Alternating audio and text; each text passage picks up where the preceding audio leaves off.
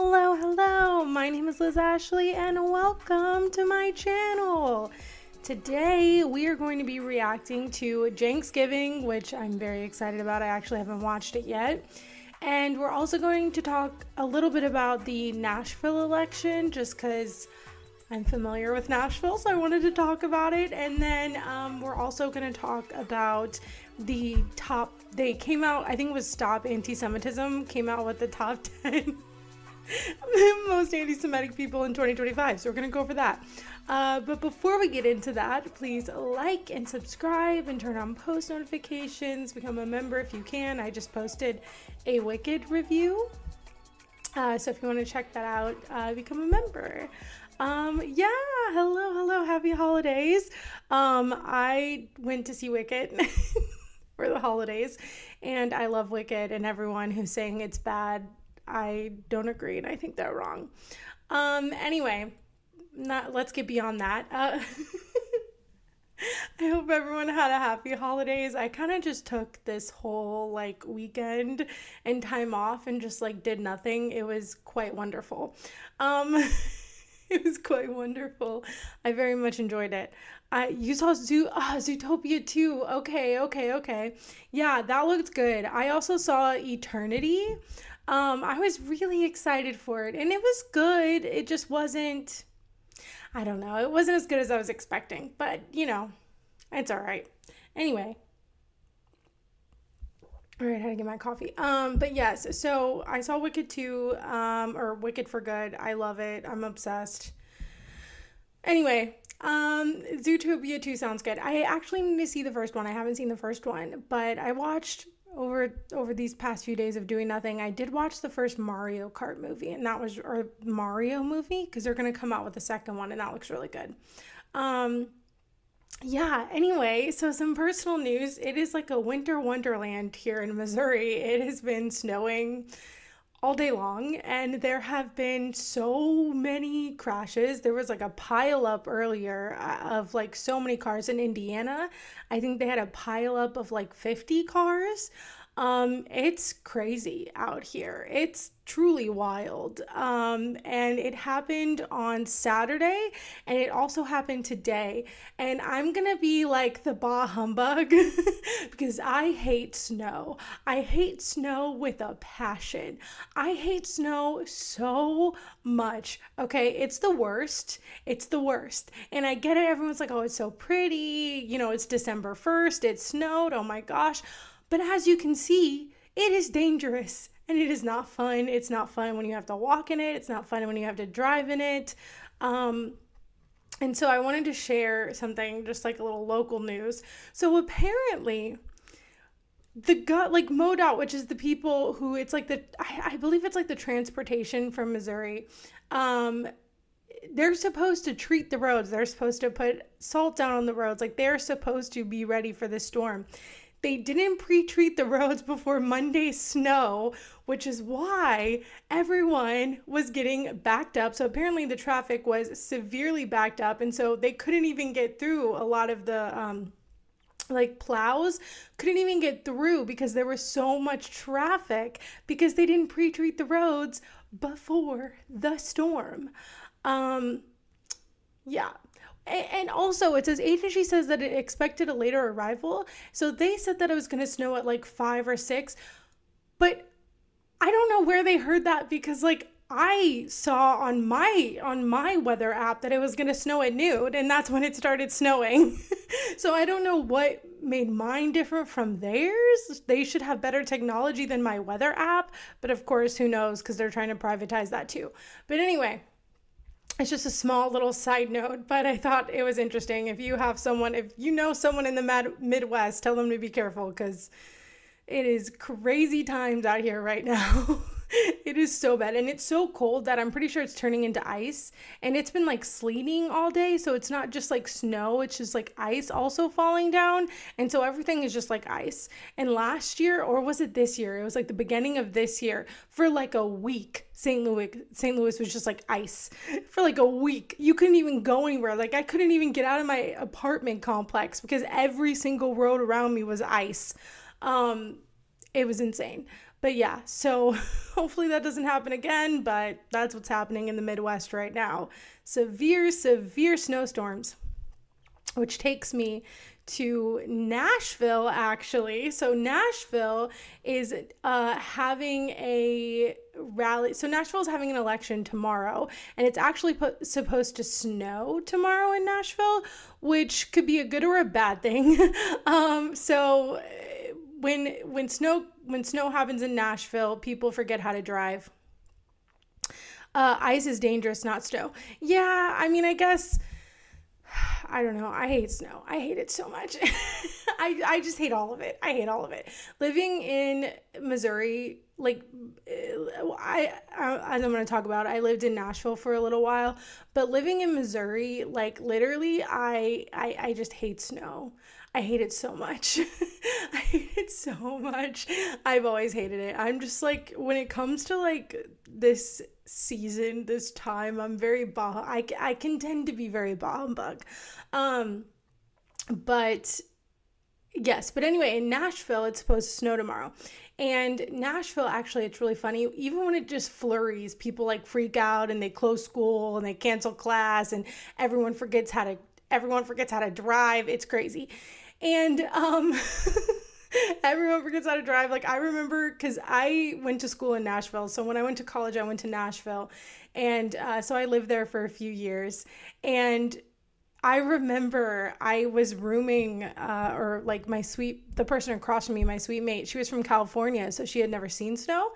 So she was like really excited, and it like dusted, and it was really pretty, and it was really nice, because it wasn't sticking to the ground. But they still canceled class and they still canceled school for a lot of kids. It was wild, because in Missouri, like in St. Louis, they like rarely canceled class. Like it'd have to be really bad. Like they cut it short today. They cut class short today for kids. I saw that online. And so like it has to be like extremely bad for them to even consider to cancel class. And so it was so funny when that happened in Nashville. I was like, what? It's barely snowing. Like, what's wrong? So we'll see what happens. But it's -9 degrees and your window is open. I will say I did have my window open earlier, just because the breeze was nice. But if you like it, I'm not knocking it. I just hate it. But see, listen, if we had better public transportation where I could get like on a train and go somewhere, then I think it would be better and it would be safer. So, maybe I would like snow more if I lived in like New York or Chicago or something. I never had a snow day for school. Aren't you in Canada? That makes sense. That makes sense. We would have snow days, but they were just very rare. And see, in Nashville, like in Tennessee, like they're kind of like the Midwest, but their temperature is just like a little bit higher than the Midwest typically. And so their snow just isn't as bad as it is here. It can get bad, but like it just usually is not that bad as it is like in other places. And I know in the Midwest it's nothing compared to like Wisconsin and stuff. So like I understand, or like in Missouri, because I guess Wisconsin is considered the Midwest. Anyway, all that to say, we're talking about Nashville. So there's an election in Nashville. And the reason I wasn't going to talk about this initially, but the reason I wanted to talk about it is my dad brought it up to me the other day, and I was watching Hassan talk about it earlier. And there's a Democrat who's running in this race, and she was, of course, the underdog, because Tennessee is very, very red. And she was the underdog, and they didn't think she was going to win. It's still a toss up if she's going to win. She might not, but she's doing really well, and she's getting national attention, which is abnormal for a Democrat in Tennessee, right? And so Trump is like losing his mind. He's been truthing about her and all this other kind of stuff.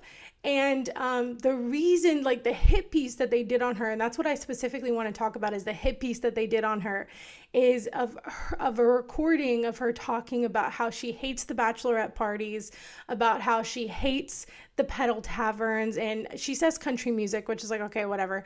And so she says a lot of things, and that's like the hit piece they did. Now we're gonna watch this video about Fox News, because I think they're gonna play the hit piece in here, but I just want to give my reaction to that, and I'll tell you what I told my dad. But let's watch this video real quick.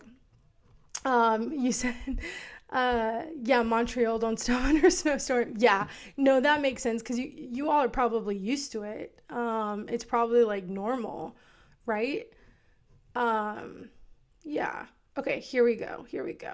All right, tomorrow, voters head to the polls in Tennessee, choosing between Republican candidate Matt Van Epps or Democrat candidate Afton Ben in the special election for the state's 7th congressional district. Democrats have poured millions into this race in an attempt to flip this red district blue, but there is new controversy surrounding that Democrat candidate over previous comments like this. I've been heavily involved with the Nashville mayoral race because I hate the city, I hate the bachelorettes, I hate the pedal taverns, I hate country music.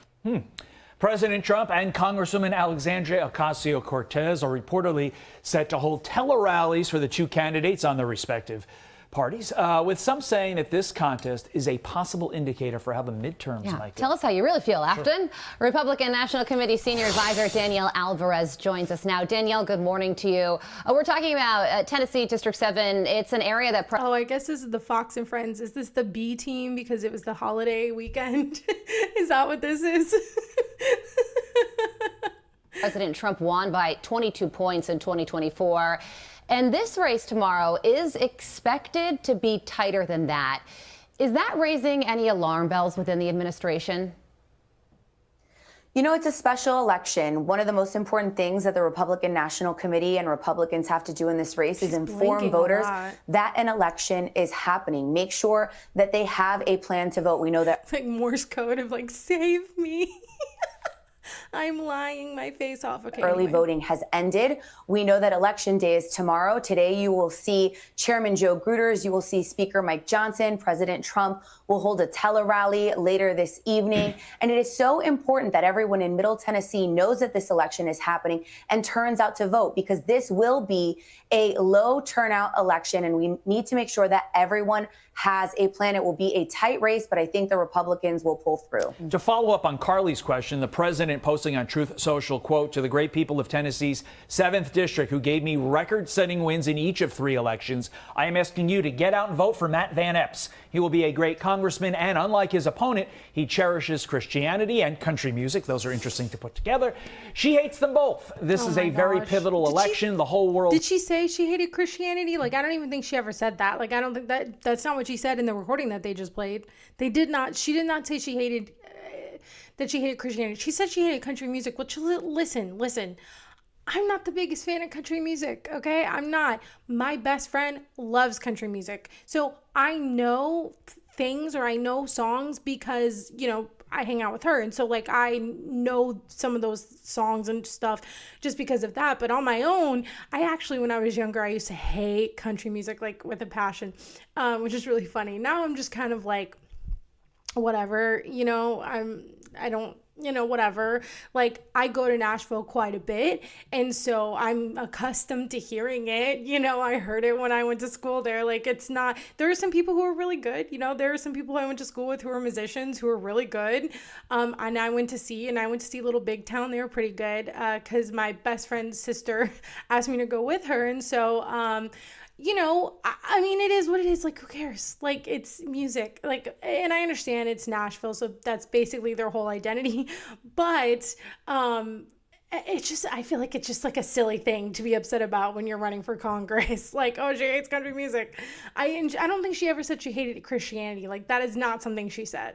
Is watching Make America Great Again. And to follow up on your answer to Carly's question, are you expecting Donald Trump to get people to the polls with a statement like that, with the tele-rallies, for an election that is odd, like you mentioned, and which is literally 3 weeks before Christmas, when, quite frankly, people aren't paying attention to politics? Well, that's certainly the hope. We know that President Donald Trump is a turnout machine. We know that obviously anytime he's on the ballot, he makes history. I mean, just look at the most recent November election. And what? What? See, she's lying. She's lying. What? You guys lost epically in November. What are you saying? And so certainly him bringing wait, that was her excuse? That was her comeback? Look at the November election? Yeah, look at the November election. You all lost epically. What are you talking about? I didn't, like, sometimes, like, I don't, like, I used to be around people in my family watching Fox News a lot, but since I like live alone now, it's, you know, I don't watch it as often. You know, I'll watch it sometimes, but it's always like someone else watching it. And but it's just like crazy how much they lie, you know, and it's just so blatant. And they just say stuff like that. Oh, well, like, look at the November election, we did great. They didn't, but people are going to believe it anyway. And they're not going to go look. They're just going to regurgitate it anytime someone talks about the election. They're going to be like, well, Trump did great. No, he didn't. No, he didn't. Like, what are you talking about?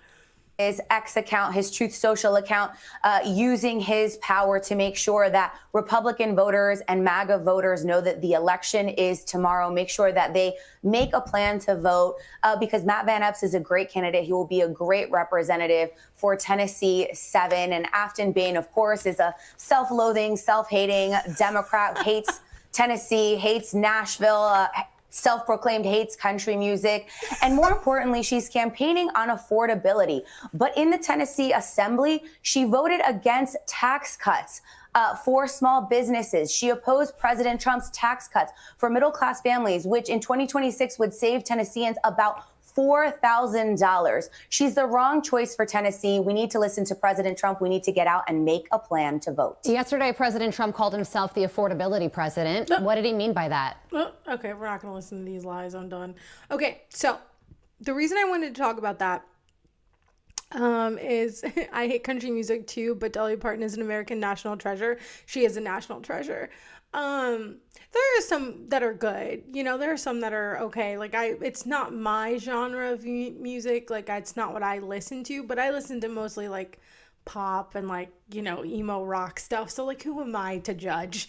And musical theater. So like, who am I to judge? But the reason I wanted to talk about this is because my dad was talking to me over the weekend and he was talking about how he asked me what I thought about her and like how do I think she's going to do? Because I was like, well, I haven't really been paying attention all that much. Like, I know she's running and I know she's doing better than everyone thought she was going to do. And then I didn't know she had this like scandal. And so when he told me about it, he said, yeah, there's this recording of her saying she hates Nashville. She hates, you know, the Pedal Tavern. She hates the, bachelorette parties. And I just started laughing because I was like, she sounds like she's from Nashville. Like, I know people from Nashville. I know lots of people from Nashville. Okay. I used to go to school there. I still go there very often. And they don't say they hate country music, but they say everything else. They hate the pedal taverns. They hate what Broadway has become. They hate the bachelorette parties. When I went to school there, something that we would do every time we would go out, anytime we would go anywhere, we would count the bachelorette parties that were around. We would just count them. And they were always an absurd number. Like, you would go out at any time of day and you would see an absurd number of bachelorette parties. Okay? That's just what it is. You see an absurd number of pedal taverns, and they're all different. They have like the big trucks now. They have like golf carts and stuff. It's crazy. It's crazy. Okay, and so they have all these things, and Nashville and Broadway used to be like kind of a sleepy town. It wasn't like this huge mega city that everyone would travel to. And now it is because of country music, but also when I went to school there, I talk about this somewhat, but I was an entrepreneurship major. Okay. I have a business degree. And so, which is really funny considering now what I think and what I believe. But anyway, and so but anyway, we had to go to we had to get these like extra credit course things. So we had to go to these like extracurricular things to get credits to graduate. It was a whole thing. And one of them was like the Nashville Treasury. And I remember sitting in there, and I remember like they planned on this. They wanted Nashville to become a big city. Like they were actively planning this and like actively trying to get it to become this, right? And it was already kind of a college town. And so this is something that they've wanted, right?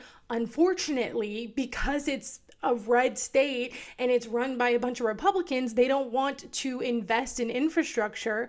And so right now, to get anywhere, it takes forever. Okay, it takes forever. Even when I was living there, it took forever. And my like where I worked to where I went to school was like 10 minutes away from each other, and it would take me at least 30 minutes or more to get there anyway, because there was so much traffic. There's so much traffic. And instead of investing in public transit, they just add more lanes to the highway, and it's very confusing and it's very dangerous.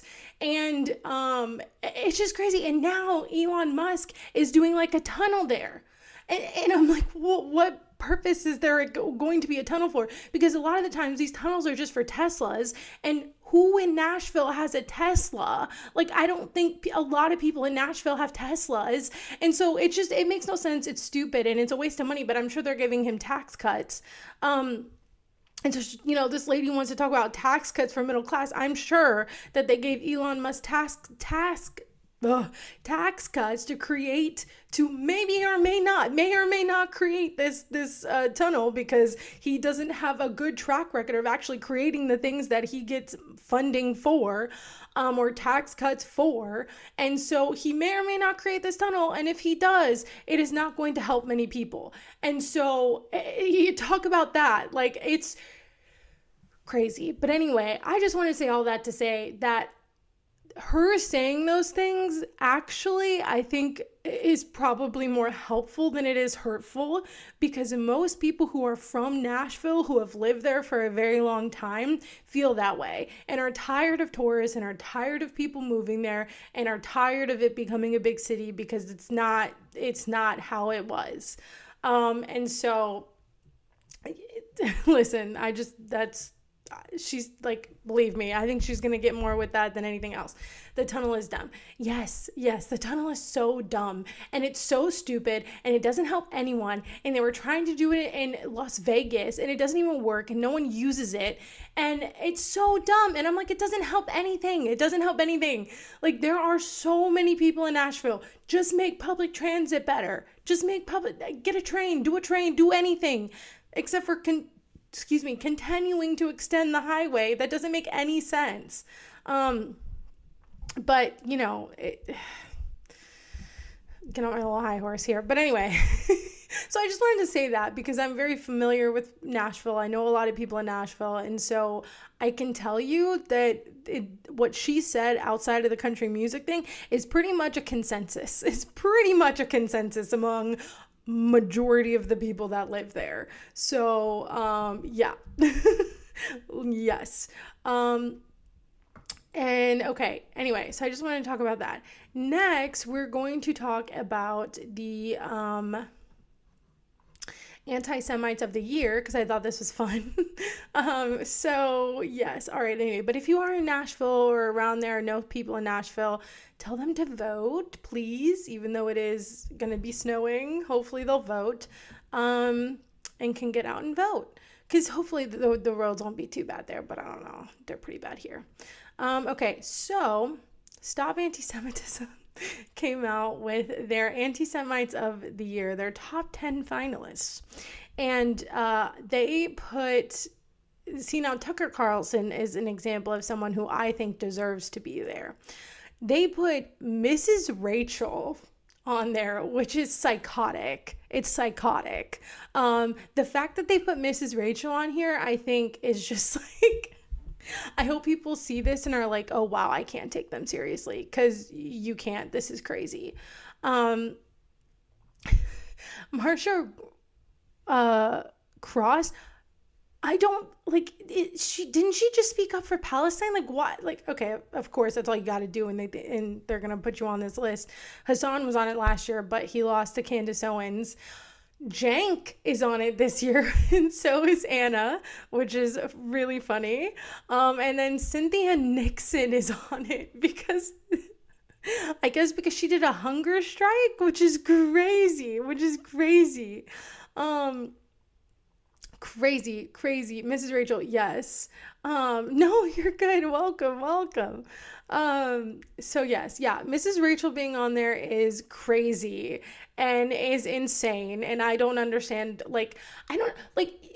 I understand why they put her on there. Like, I get why they put her on there because they don't like that they don't like that she's actually showing empathy for Palestinians and that she's showing that to the world.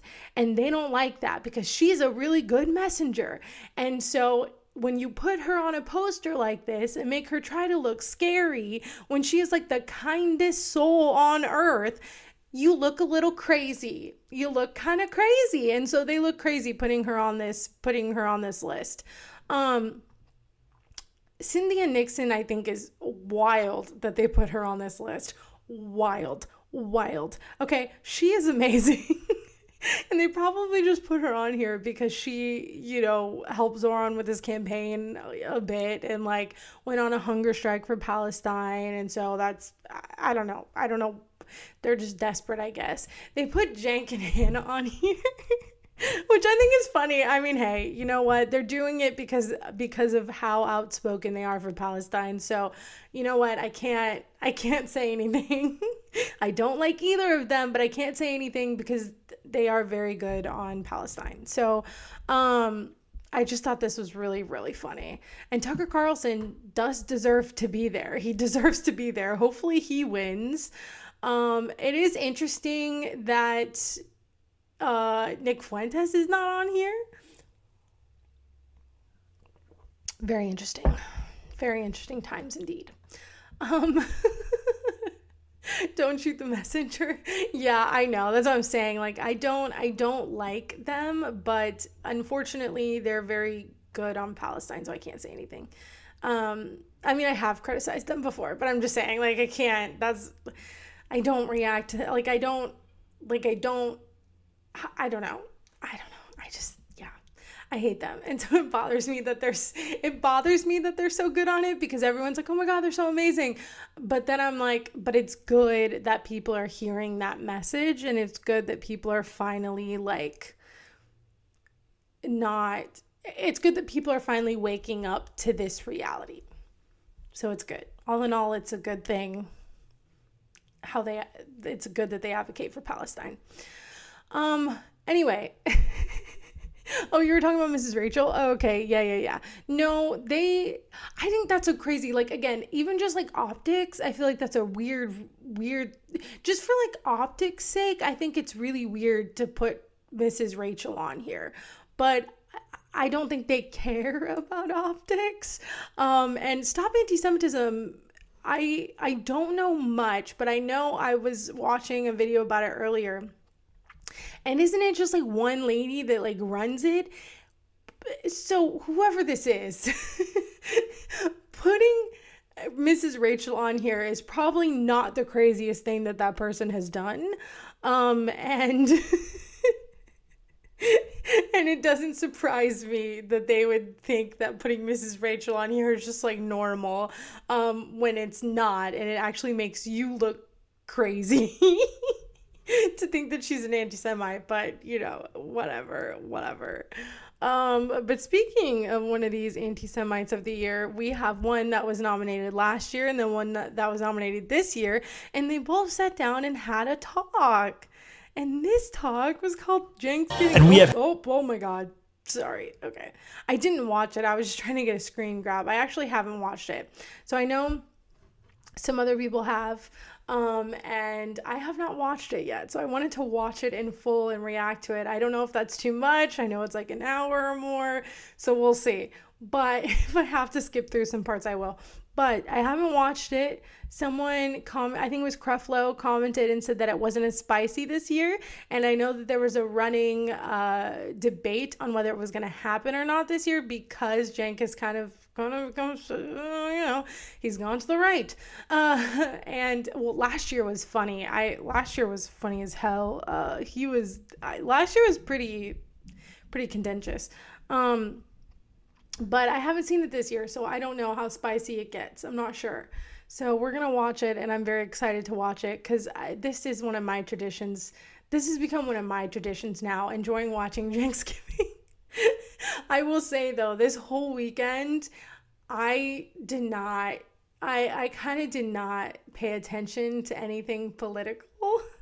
Which I feel bad. I feel bad saying that. Like, I feel bad that I wasn't paying it. Like, I was paying attention, but not paying attention like I normally do, if that makes sense. Like, normally, all I watch is, like, news and political content.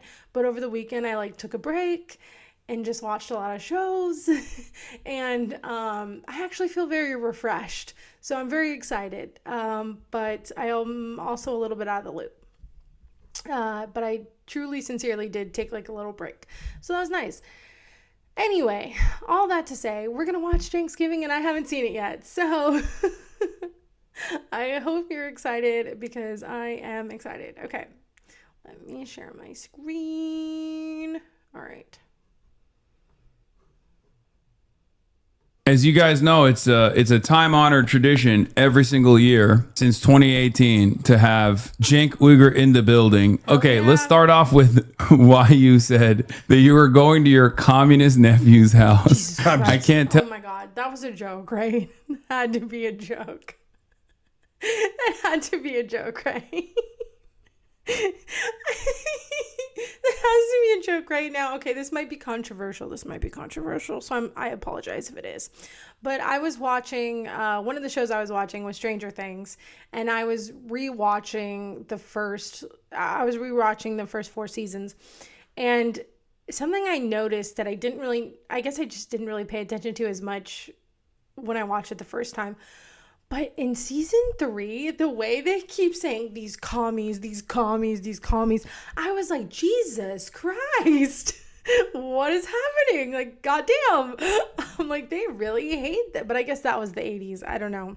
It just reminded me of that because I feel like that's coming back now. Everyone's a communist. They call everyone a commie, and it's like an insult. It's not an insult, okay? God damn, it made me mad. I was like watching it and I was getting mad. I was like, stop saying that. Anyway. Tell if you were memeing or if you were being serious. Have I been upgraded to communist? Okay, actually, you tell me. I'm kidding. God, okay, so people are constantly calling you all sorts of names. You go to China. You love it over there. So what should we call you? What are you? I mean, I say I'm a... What should we call you? Okay. Anyway. All right, I feel like I've been very all over the place. I haven't had my ADHD medication for like the past week, so I have been all over the place. But anyway, so I just want to point out that Cenk is like, I don't know, it was a joke, but what should I call you? What are you now? And I feel like this is like a setup of kind of like Bill Maher, where Bill Maher is like, oh, the left left me. Like, I'm still on the left. They just left me. They just got too crazy. Like, I feel like that's what he's doing because he's like, well, I don't know. What should I call you? What are you now? What do you mean? Like, what do you mean?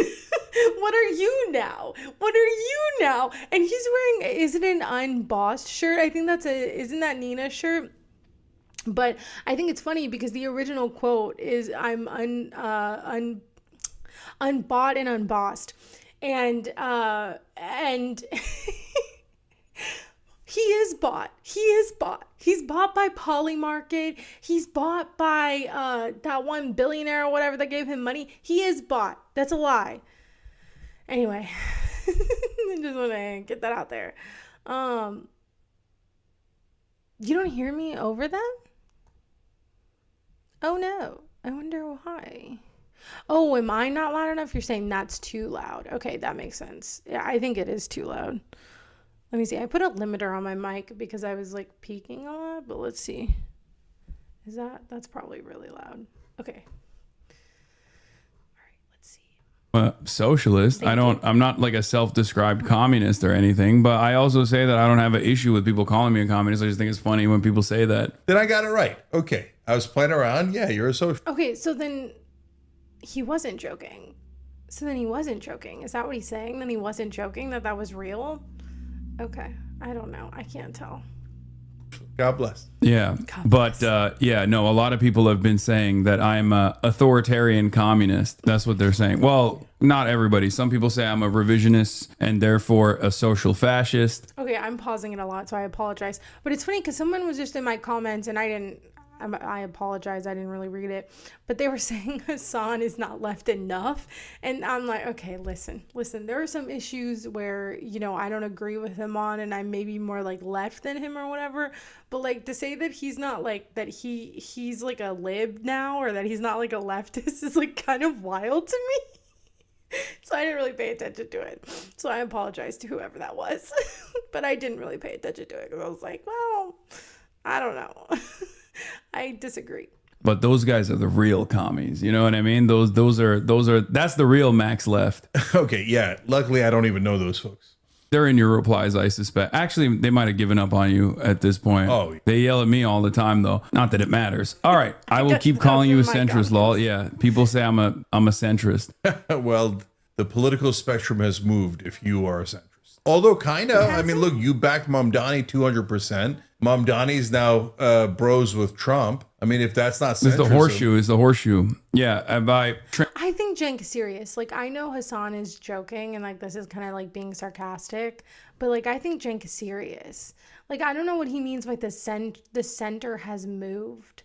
The center is.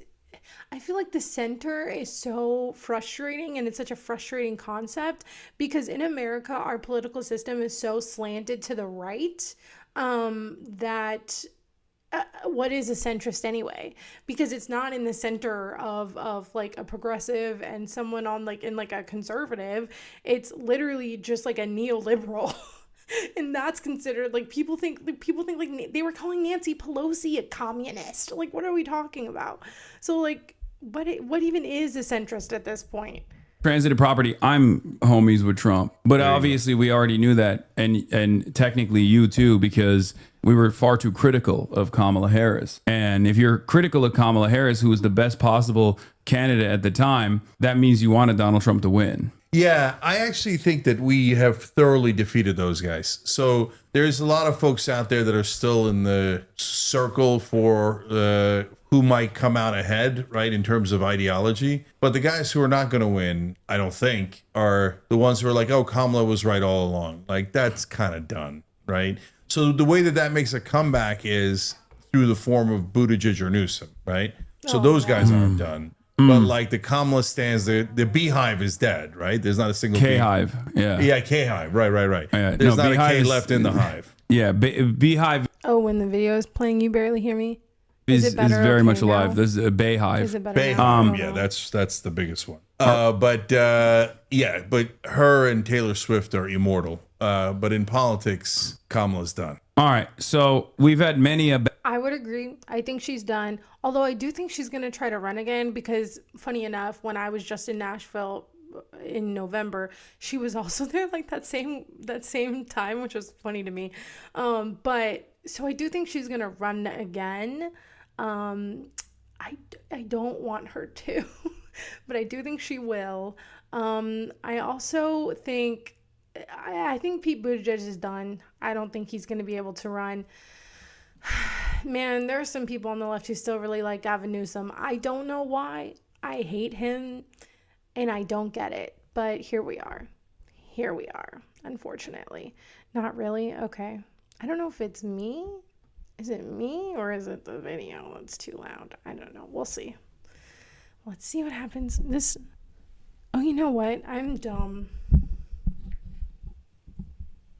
I was putting the volume up in my headphones when I wanted to put the gain up on my microphone. I'm dumb. Okay, thank you for bearing with me. Battles on this broadcast about our disagreements, but I think it's important to start the conversation with our agreements. You've been manning the ship on Piers Morgan every single time you appear, defending Palestinians and Palestinian humanity. Has your attitude shifted on this issue over the last 2 years? Maybe a little bit, actually. That's interesting. So I've always been obviously against all of Israel's war crimes, its occupation, etc. And so October 7th, the day itself was, of course, bad. And then the reaction has been horrific, and it's an obvious genocide. And we said that from day one. We took a lot of for saying it's a genocide early. We took a lot of for saying they were doing it to steal land. Oh, trope, blah, blah, blah, right? And they stole the land. It was always for ethnic cleansing. So we've been on the right side of that through and through. The only thing that I'd say is that, I grew up in East Brunswick, which is a kind of a communist safe haven. It's the original Israel. It's a safe haven for Jews. So it was about 40-50% Jewish, right? So I grew up with a culture that believed that Israel was righteous and holy, right? And so I think that through this 2-year process, I've now come to the point where, no, it's no question at all that it shouldn't have been formed. And I agree. And so that's a kind of I wasn't there before. Oh no, I know. Yeah, and of course it's a huge injustice, and I've always known it was a huge injustice. In fact, this is the one thing I used to catch for, because I was against the occupation back in high school, and we went to Model Congress, and I was the only one who got a bill passed, and it was to defund Israel. That was back in 1988. Okay, That's awesome, so I knew that it was a huge injustice. I knew the occupation was terrible all along. Now, seeing the totality of the circumstances, as much as after the Holocaust, I get the overwhelming need for a safe haven for Jews in the world. It turns out, East Brunswick, New Jersey. Exactly, East Brunswick was totally fine. And no, it was the original Zionist slogan of taking a people without a land to a land without a people is by definition an horrific injustice. Well, and I feel like it's kind of similar to how us in America, we think about finding America, and how all these white people, when they came here, it's like, oh, they found America, da da da. But actually, we genocided. We had a genocide here. That's what we did in America. There were people here. We can't act like they weren't here. We can't act like it's ours now, or we have some superior culture, because that's what they thought. They had a superior culture. And I kind of talked about that in my Thanksgiving video, but they thought because God was telling them that they could do this because they had a superior culture, because they were white, so that made them superior, that they could basically become settlers, colonial settlers in this land, and genocide of people because they thought they deserved this land, that they were owned this land. And Zionism has a very similar, it's almost like it's a very similar outlook. And even that saying of saying a land without a people, no, there were people there.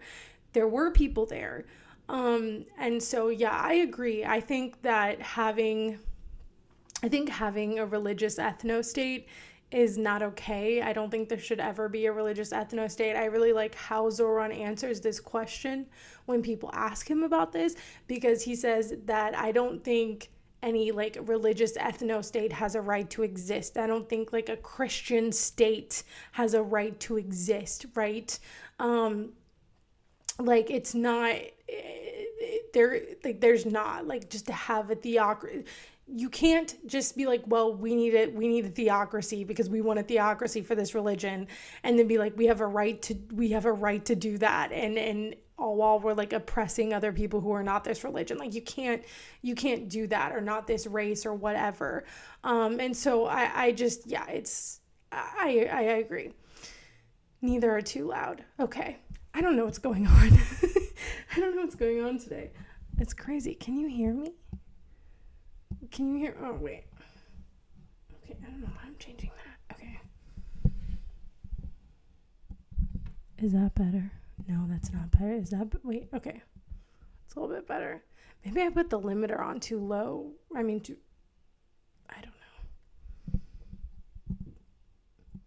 I don't want to get super, super loud. I can't tell if it's going up or going down. What's happening? Okay. No, it's worse. Okay, there we go. Okay, I think I did it. Okay, maybe this limiter is just too too limited. Sorry. Usually I'm okay. Usually I have it okay, but I put a limiter on. Is that better? No, maybe I'll just get rid of this limiter because it's not doing what I want it to do. Okay. Now I think I'm going to be really loud. Anyway, all right. Hopefully that's better. Let me know. Let me know if that's better. Okay. All right. It looks like it's getting into the yellow. I'm usually really loud. I don't know why this is happening.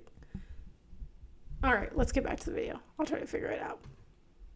Because the land did have a people, and they were the only way that you were going to move them is by killing them, and that's what they did. So 1948 honestly was land theft. 1967 was definitely land theft. And by the way, this is the propaganda that unks like me grew up with. We were taught that 1967 Defensive war. Yeah, no, not even. We were taught that Israel was attacked. Just flat out. Lie. The greatest military conquest of all. Right? That's the way it's taught. Yeah. So it was taught to us that that Israel was attacked, and they had no choice but to destroy the air force of all of the neighboring countries, to destroy their militaries, to defend themselves. Preemptively. No, but that's what I'm telling you, Haas. They didn't even add preemptively. They just lied to us and said that the Arabs went first. Okay, which is just a flat out lie. Yeah. And then they said, and I believed it at the time, I'm a kid, right? That they had to take buffer zones. And that's why they originally took the West Bank, Golan Heights, Sinai, and Gaza. But no, now I realize, no, the Greater Israel Project was from day one. They attacked, and they attacked last time in 67 to take more land and do more ethnic cleansing. And that's what they did. I think You were told that in school? I don't even think we learned about this in school. Like, I don't ever remember learning anything about the Middle East in school. All we really learned about, I think we learned a little bit about what happened in Afghanistan, but of course it wasn't the truth by any means. It was it was not the truth by any means whatsoever. I don't even remember learning this in school. And you know what's really interesting? I actually had an AP history class in high school, and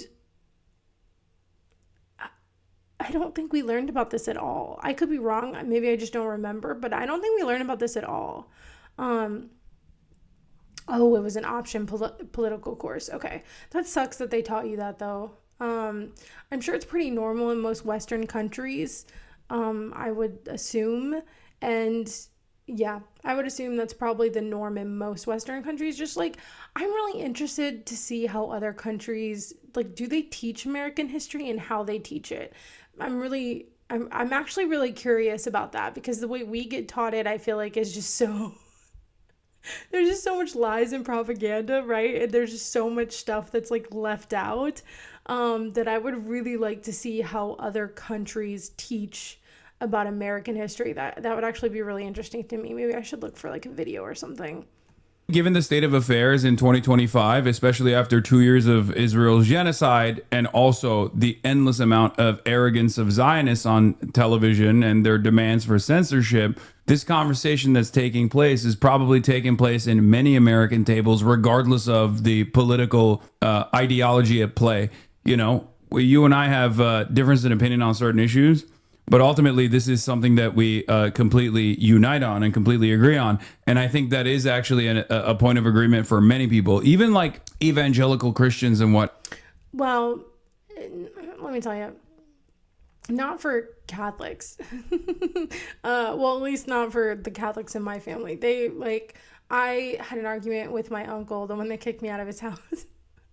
I had an argument with him, and it wasn't this last year, but it was the year before that. And it was about Palestine.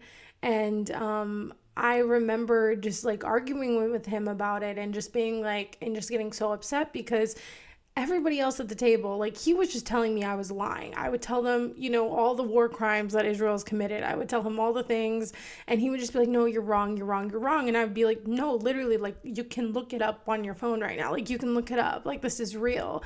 And, but then he would keep questioning it and keep gaslighting me. It's a whole thing.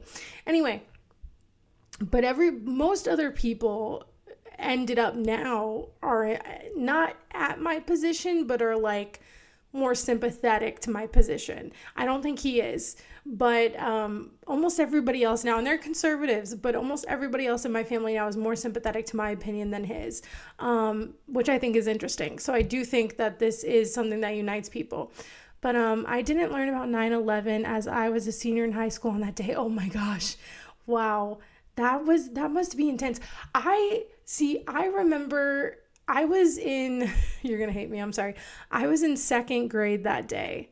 And I remember it very distinctly. I went to school, I was in second grade, and my parents just like started freaking out, and I don't know why. I mean, we lived in Missouri. Like, what are they going to do? But they picked me up from school, and we went back home, and I guess they got off work, I don't even know. And I mean, I guess everything closed down that day, like everywhere. But, and then, yeah, we went home and we just kind of sat there and watched the news. And that's what I remember about that day. I remember like our teachers, I wasn't the only one that got picked up. I think a lot of the kids got picked up. And then I remember our teachers just being like kind of silent and not really telling us anything. And we weren't like doing anything. It was very strange. It was a very strange day. My world religion class in college talked about Israel Palestine and tried to say it's just complicated, and I was like, not really. Yeah, I feel like that's what a lot of people do, because that's what happens. Like when I had this conversation when it just happened, and I was of course very pro-Palestinian, and I was like, okay, well, there's a whole history there. People who like, I guess, didn't know as much about it or just didn't care, were like, well, I just don't know. So I'm not going to I don't have an opinion. And I'm like, okay. Or they use the, it's just so complicated. Or now, and I didn't realize this, but what is it? Coolest. It's coexist. Those coexist stickers. Apparently that's like a part of it, is like being like, why can't people just coexist?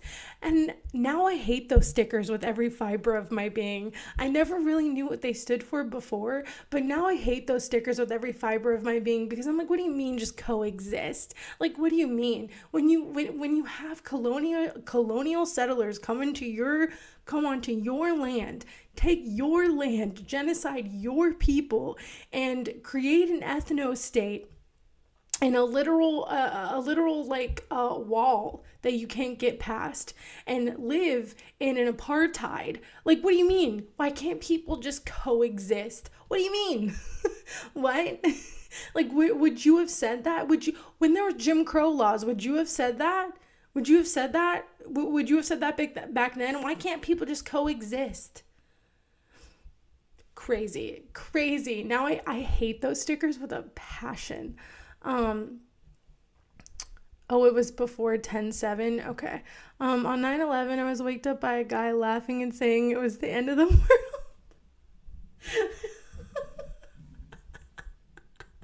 That's actually really funny.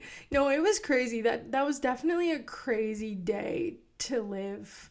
I'm sure it was even crazier if you lived in New York, but just to be or live in America on that day, it was definitely crazy, and it was weird and eerie.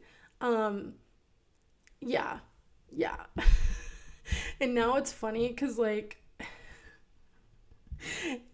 it's funny because growing up, I was always just kind of I was always very conspiratorial about it. I was like, oh, the government's involved, Now I'm like, okay, well, they were involved, but not in the way I was thinking of. They knew who it was, and he had worked with them before, and all this other kind of stuff, and and so now it's funny, but I think a lot of people, I don't know how to explain it. It was a day in America, if that makes sense. The CIA was involved. Yeah, I don't know. I don't know. There was a time where I got very into conspiracy theories. I'm glad I got out of that time. But there was a time, and that was the same time I was watching Russell. I watched Russell Brand. Have I mentioned this before? I watched Russell Brand before he completely just went so conservative. Because now he's just embarrassing himself. Okay. But before the allegations came out, I stopped watching him a year, like years before the allegations came out, but I was watching him for a little while. And that's when I was conspiratorial, but it's just kind of funny when you look back. I'm like, God damn, he is really, I look back and I'm like, wow, maybe I shouldn't have been watching him. I'm glad I stopped. Okay, it was crazy being here, and oh, you were in New Jersey. Oh, I'm sure it was insane. I remember Trump called into the news and bragged about having the tallest building. I have heard that recording about Trump calling in and being like, now he has the highest towers. And it's so funny that like that was one of the things that they wanted to go after Zoran about, oh, he's friends with Hassan who said, America deserved 9/11 and all this other bullshit. And it's like, okay, first of all, what he was saying was not like wrong, okay? Like, sure, the people, of course, the people who died did not deserve it. Of course, the people who were in the towers, who were regular, normal citizens, who had nothing to do with government, of course, they did not deserve to die at all. None of them. Nobody on the plane did. They did not deserve to die, okay? But the whole premise of what he was saying is that we tend to do this. We tend to go to other countries and we fuck them over, and then we want to be the big man and be like, oh, well, what are you going to do about it? And then someone inevitably does something about it. And like when that happens and we want to be like shocked Pikachu face, and be like, oh my God, I can't believe it. Why? Oh my God, I can't believe it. It's like, okay, well, like you can't go around to all these different countries and just try to, be the big man in charge and take charge of everyone and fuck over everyone and be like surprised when people do something to you back. I don't know. Like, it's just, that was his point. That was his point. He also said he saw Muslims celebrating on rooftops. I remember that. Didn't he say that like Zoran was a part of that or something? Or people say that Hassan was, and he's like, dude, I was like a child. Like, what are you talking about? Yeah, crazy. Well, and it's got even crazier ever since I haven't talked about this, but ever since the National Guard shooting, I was watching R.M. Brown earlier, and I think it was R.M. Brown who was talking about it, but it was PBD, and they were like losing their minds. They were like, this is just how Muslims act, and they were being incredibly racist. And they're like, why else would they want to come into this country? And apparently the guy who was the shooter, he had worked with the CIA in Afghanistan and was a part of the team that left, that was helping them leave. And he was supposed to get he was supposed to be able to live here. And he was having trouble getting all the correct papers and everything to be a citizen here and to live here. And he was having trouble paying rent because of this. And so he was having a lot of issues with his citizenship. And something he was supposed to have for helping the CIA when they were getting everyone out of Afghanistan, and I guess he didn't get the help that he needed. And I'm not saying that that's like an okay thing. I'm not saying it's okay. He shouldn't have done that. Like, that's horrible. And those two National Guard people had nothing to do with what he was going through. So it was senseless. But our government cannot keep running over people over and over and over again, putting people in impossible situations over and over again, and then expect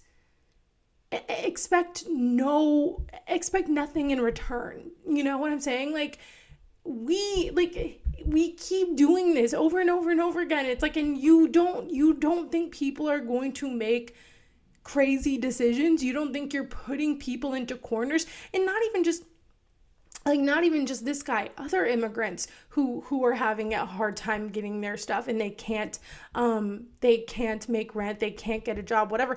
And it's not even just like hurting other people. What if they hurt themselves? Like, this, we are creating a very violent situation, because again, it's also not just immigrants, it's also just regular people who can't afford groceries, who can't afford housing, who can't afford all these different things. Like, we are pushing people into corners and we are pushing people to their limits. And then we get surprised when people break, when something happens, when violent outcomes happen. And it's when you push people into corners like this, when people have nothing left to lose, shit like this happens because they have no help, they have no resources, they have nothing. And now we're in a scenario where everyone is just being pushed to the brink, and that's honestly what I'm scared of, because the worse the economic situation gets, the more crazy people are gonna get because they're gonna have nothing to lose. But anyway, all that to say, yeah, it's like, it's, and then now, but unfortunately, because this happened, now they are going to go after immigrants even harder. And even today, I think Caroline Levitt said that a visa is a privilege and they shouldn't feel like safe or something.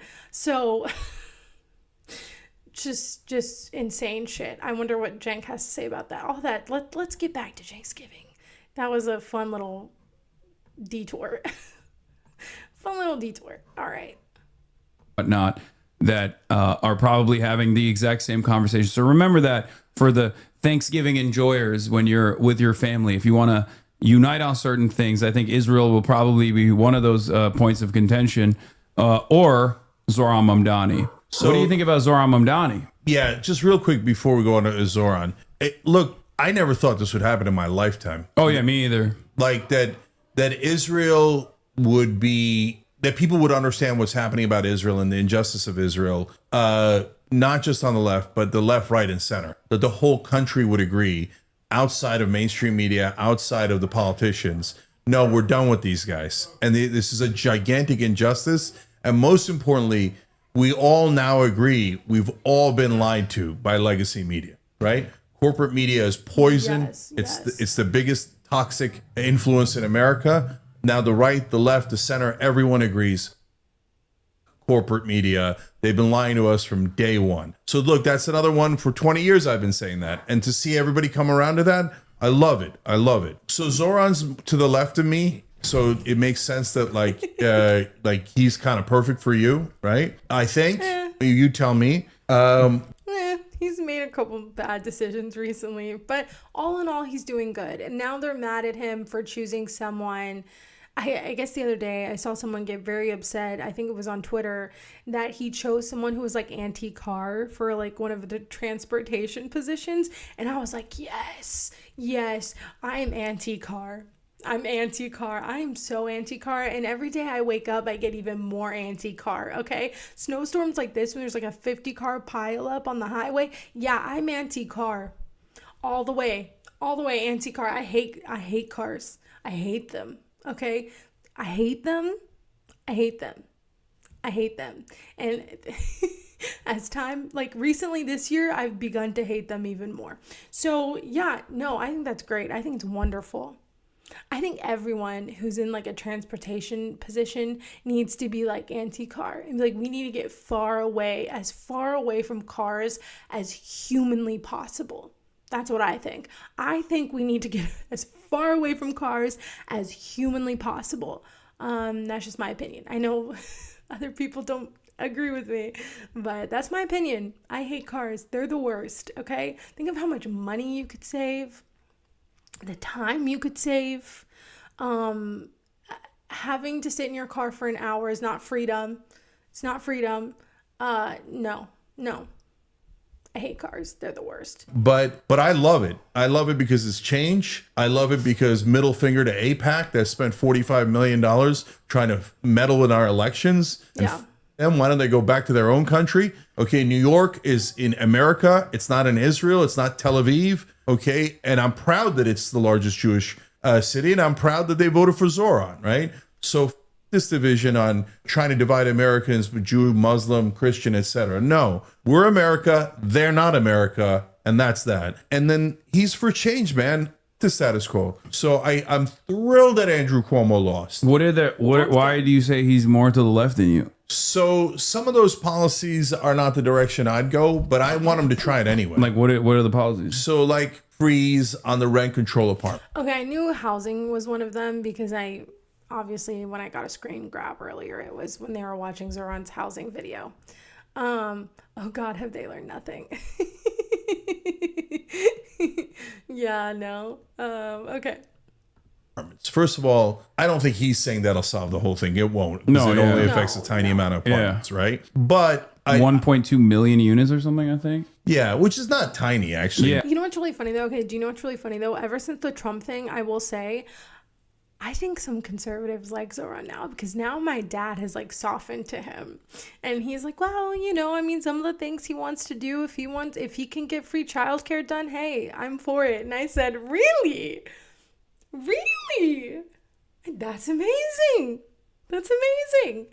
I'm like, that's socialism, man. I'm like, and I was floored. What was the other one? Oh, buses, making them free. He was like, hey, if we can have free transit for everyone, I think that's great. I was floored.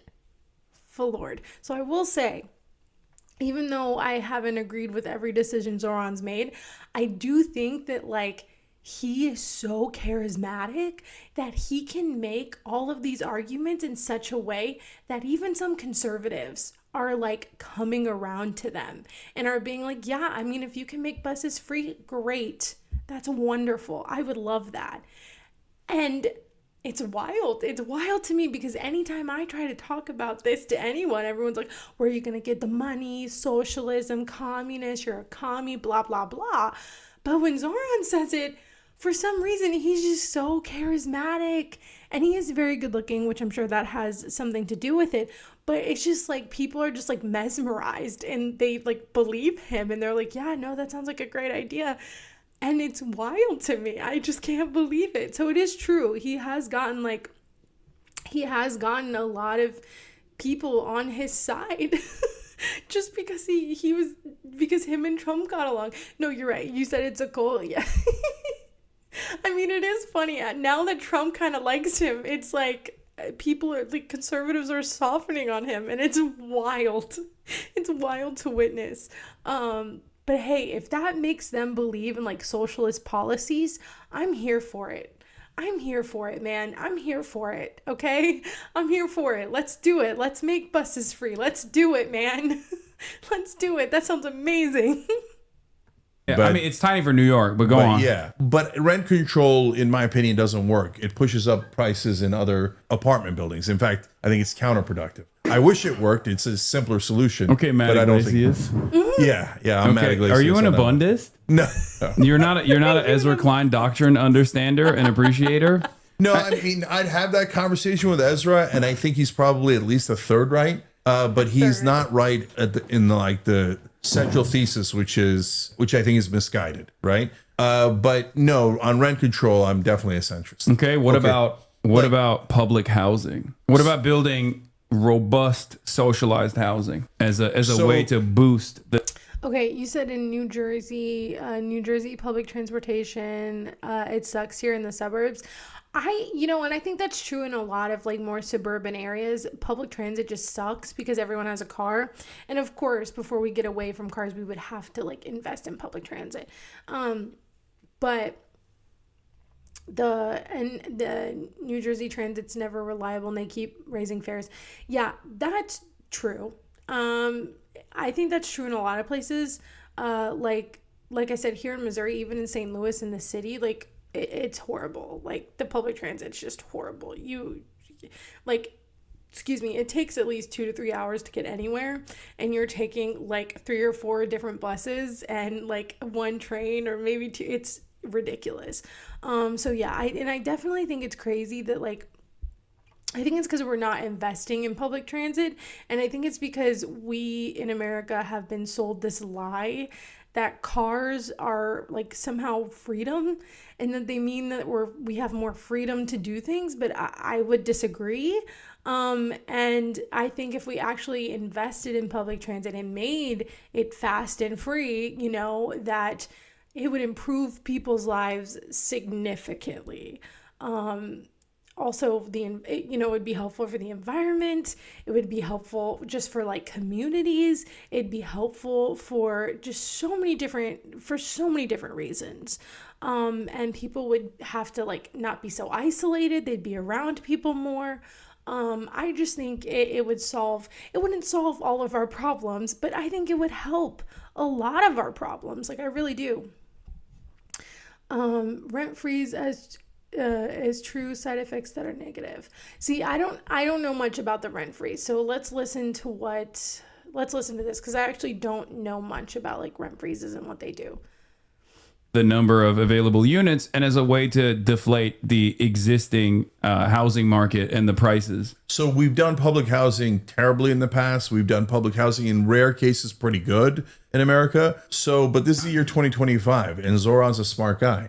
So I hope we learned some of our lessons, that we don't like make. Well, he hasn't ran on building public housing. As a matter of fact, I think it's a major area of weakness for the American left in general, because there's not a single Democrat that even broaches the subject matter from that angle. And every single person, even though it's the number one, like affordability is the number one priority, but affordability, as you know better than anybody else, brackets off into certain aspects, right? Healthcare is a part of the affordability conversation. And I think Democrats do have, or at least the left flank in the Democratic Party has a really solid approach to that. Socialized medicine, Medicare for all. But housing is another aspect of this that no one ever talks about, or they do talk about it, but they don't actually have as simple, easy to understand. We still talk about it in like the capitalist terms. It's never like public housing.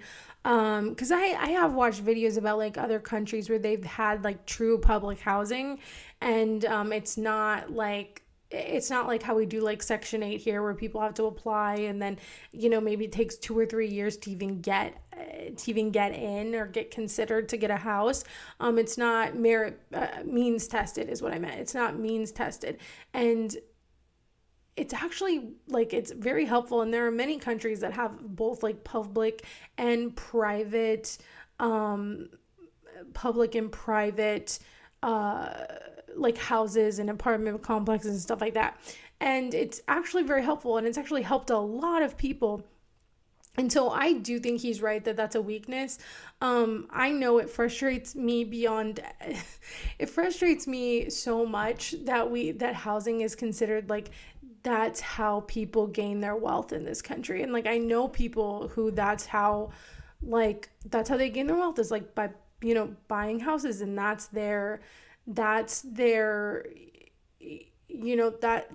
wealth, essentially. It's their asset, and that's how they look at it, is this is what is going to make me money. This house is going to make me money, and I need to do this and this and this so this house can make me money. And not about like wanting to make it a home, not about wanting to like, I don't know. It's just like, I just hate how we look at it, because it's so counterintuitive, I think, especially to the conservative narrative of like family values.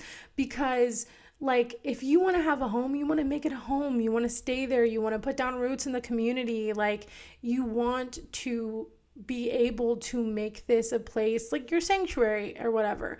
And so many people can't do that because they can't afford to live in a house and have to move, or they can't afford to find like a good apartment, or they can't afford to own anything. But the people who do own the houses, who do own these things, it's just constantly profit. How do I make more money off of this? How do I make, even more money out of this deal? And it's never about like people living good lives, people having a community, I'm sorry, I feel like I'm not making sense and I'm just like rambling, but it's true. And I think they just allowed, I think, a lot, because I saw your comment, the algorithmic market fixing accommodations are the worst factor. No, exactly. And so that's the thing, is like, that's the thing, is Trump just today, I believe, is letting them use the algorithmic pricing, and is letting them basically price fix apartment complexes, because that's what they were doing. And if I'm not mistaken, I believe Biden kind of tried to come down on it, and they were using like AI, they were using algorithms to see who else was, to basically price fix apartment complexes. So every apartment complex around a certain area was like the same price. And CENKSGIVIng this year hasn't been as fiery as it was last year. No, I know the housing is going to get a little bit, I hope it gets a little bit fiery. I don't know. I'm like, maybe it's too boring to watch. We'll see. I don't know. But, yeah, so Trump is allowing them to essentially like price fix. And you're right.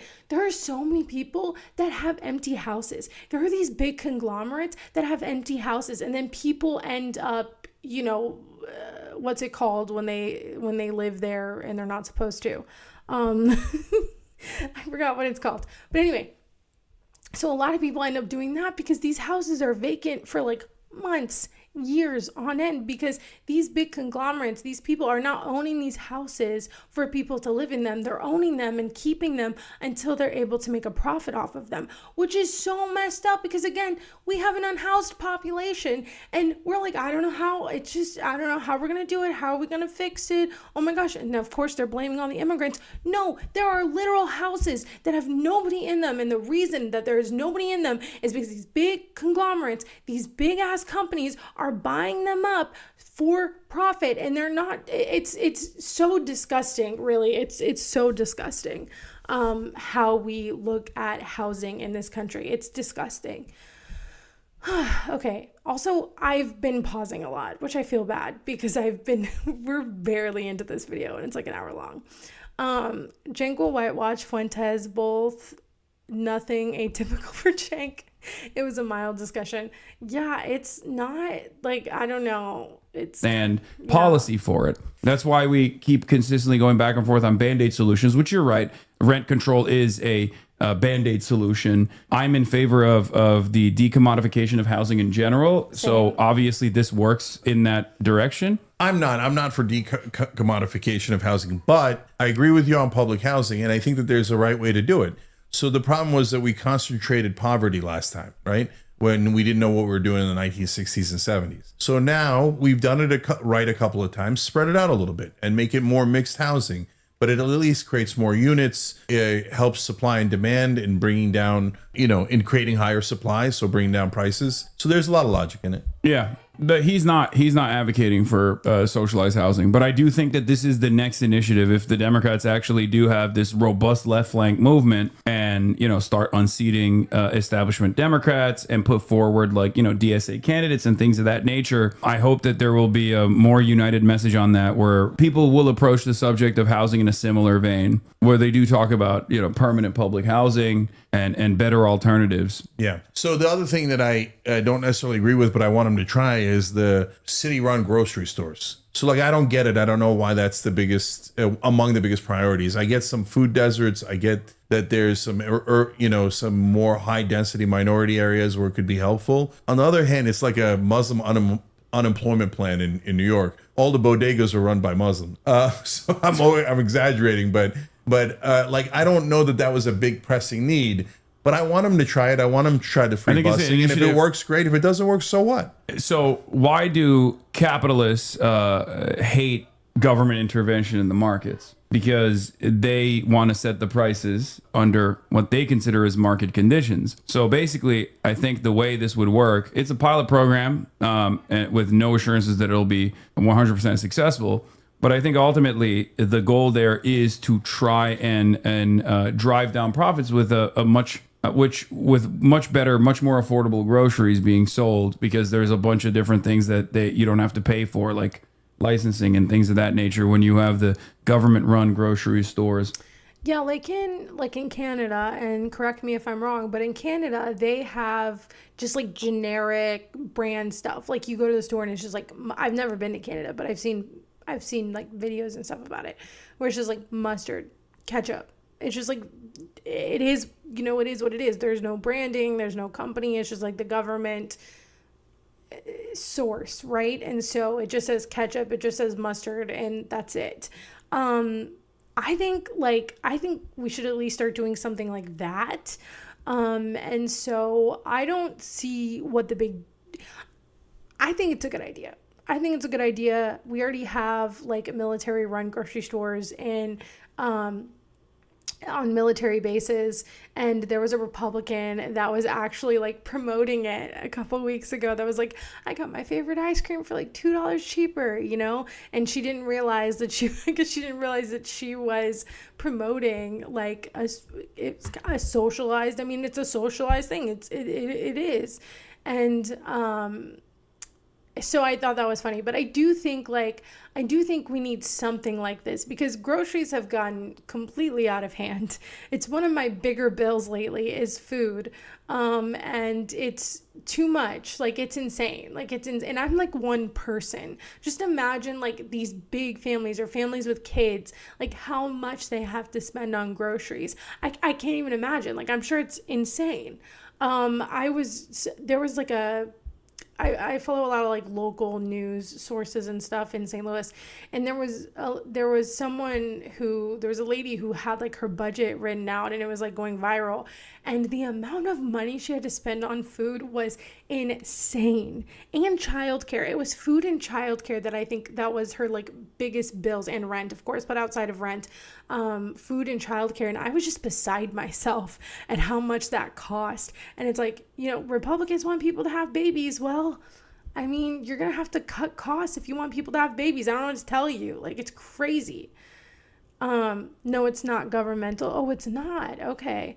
They're more affordable, but they're just no-name products. You just don't pay for the brand. Yeah. Well, that's because that's what a lot of this pricing is just the branding. And I was telling my dad that because he's not a fan of the government-run grocery stores. And I was like, well, you know, he's like, you know, because in these big grocery stores, you have so much to choose from. There's all these choices. And I was like, it's actually not choices. I'm like, there are like 5 companies that own almost every single thing that you're buying in that store. So it's an illusion of choice. It's not actually choice. It's an illusion of choice. And you have these big 5 conglomerate companies who are making you think that this product is different than this one, even though they're pretty much the same. The branding is just different, and that's what you're paying for. And these big conglomerates own all of this. Like, they're literally, I think it's like 5 or 6 that own almost everything in the store. So it's an illusion of choice. It's not real choice in the matter. It's just an illusion.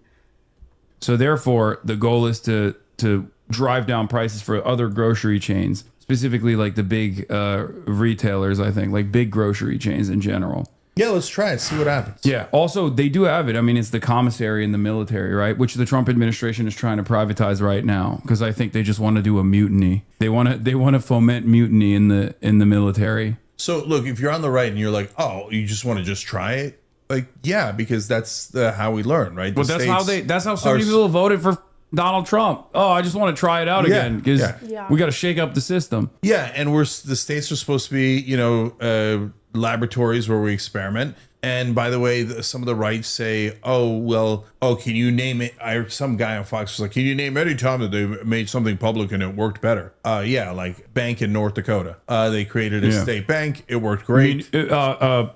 Municipal utilities. Yeah. Literally almost every time, every single time. I would die. Does that mean that the government does your utilities? Oh my God. Do you know how happy I would be if that happened? God, Ameren is just like a leech. Ameren is like a leech. They leech all my money. Took all my money. And they keep upping everything all the time. They keep upping everything all the time. All the time. They keep upping it.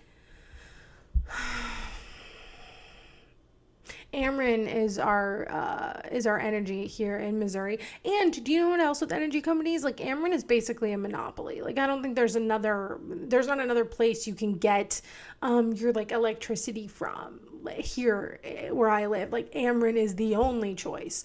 And so whatever they say you need to pay, you have to pay. There's nothing you can do about it. It's really ridiculous, and we really should do something about this, because it's not just here. It's, you know, it's the same situation everywhere. My mom always talks about this. It's the same with like cable companies. There's usually only like 1 or 2 in your area, and so they're essentially monopolies. And you know, they tell you what you got to pay, and you got to pay it, because they're like one of the only places you can go in your area. It's really ridiculous, but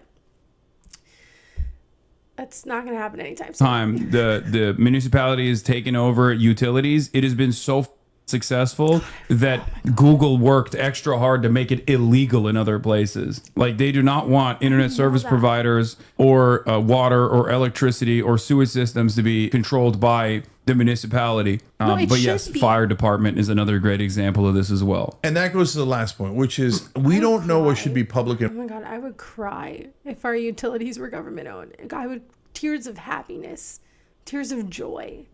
Because it's just so expensive. That's the other thing.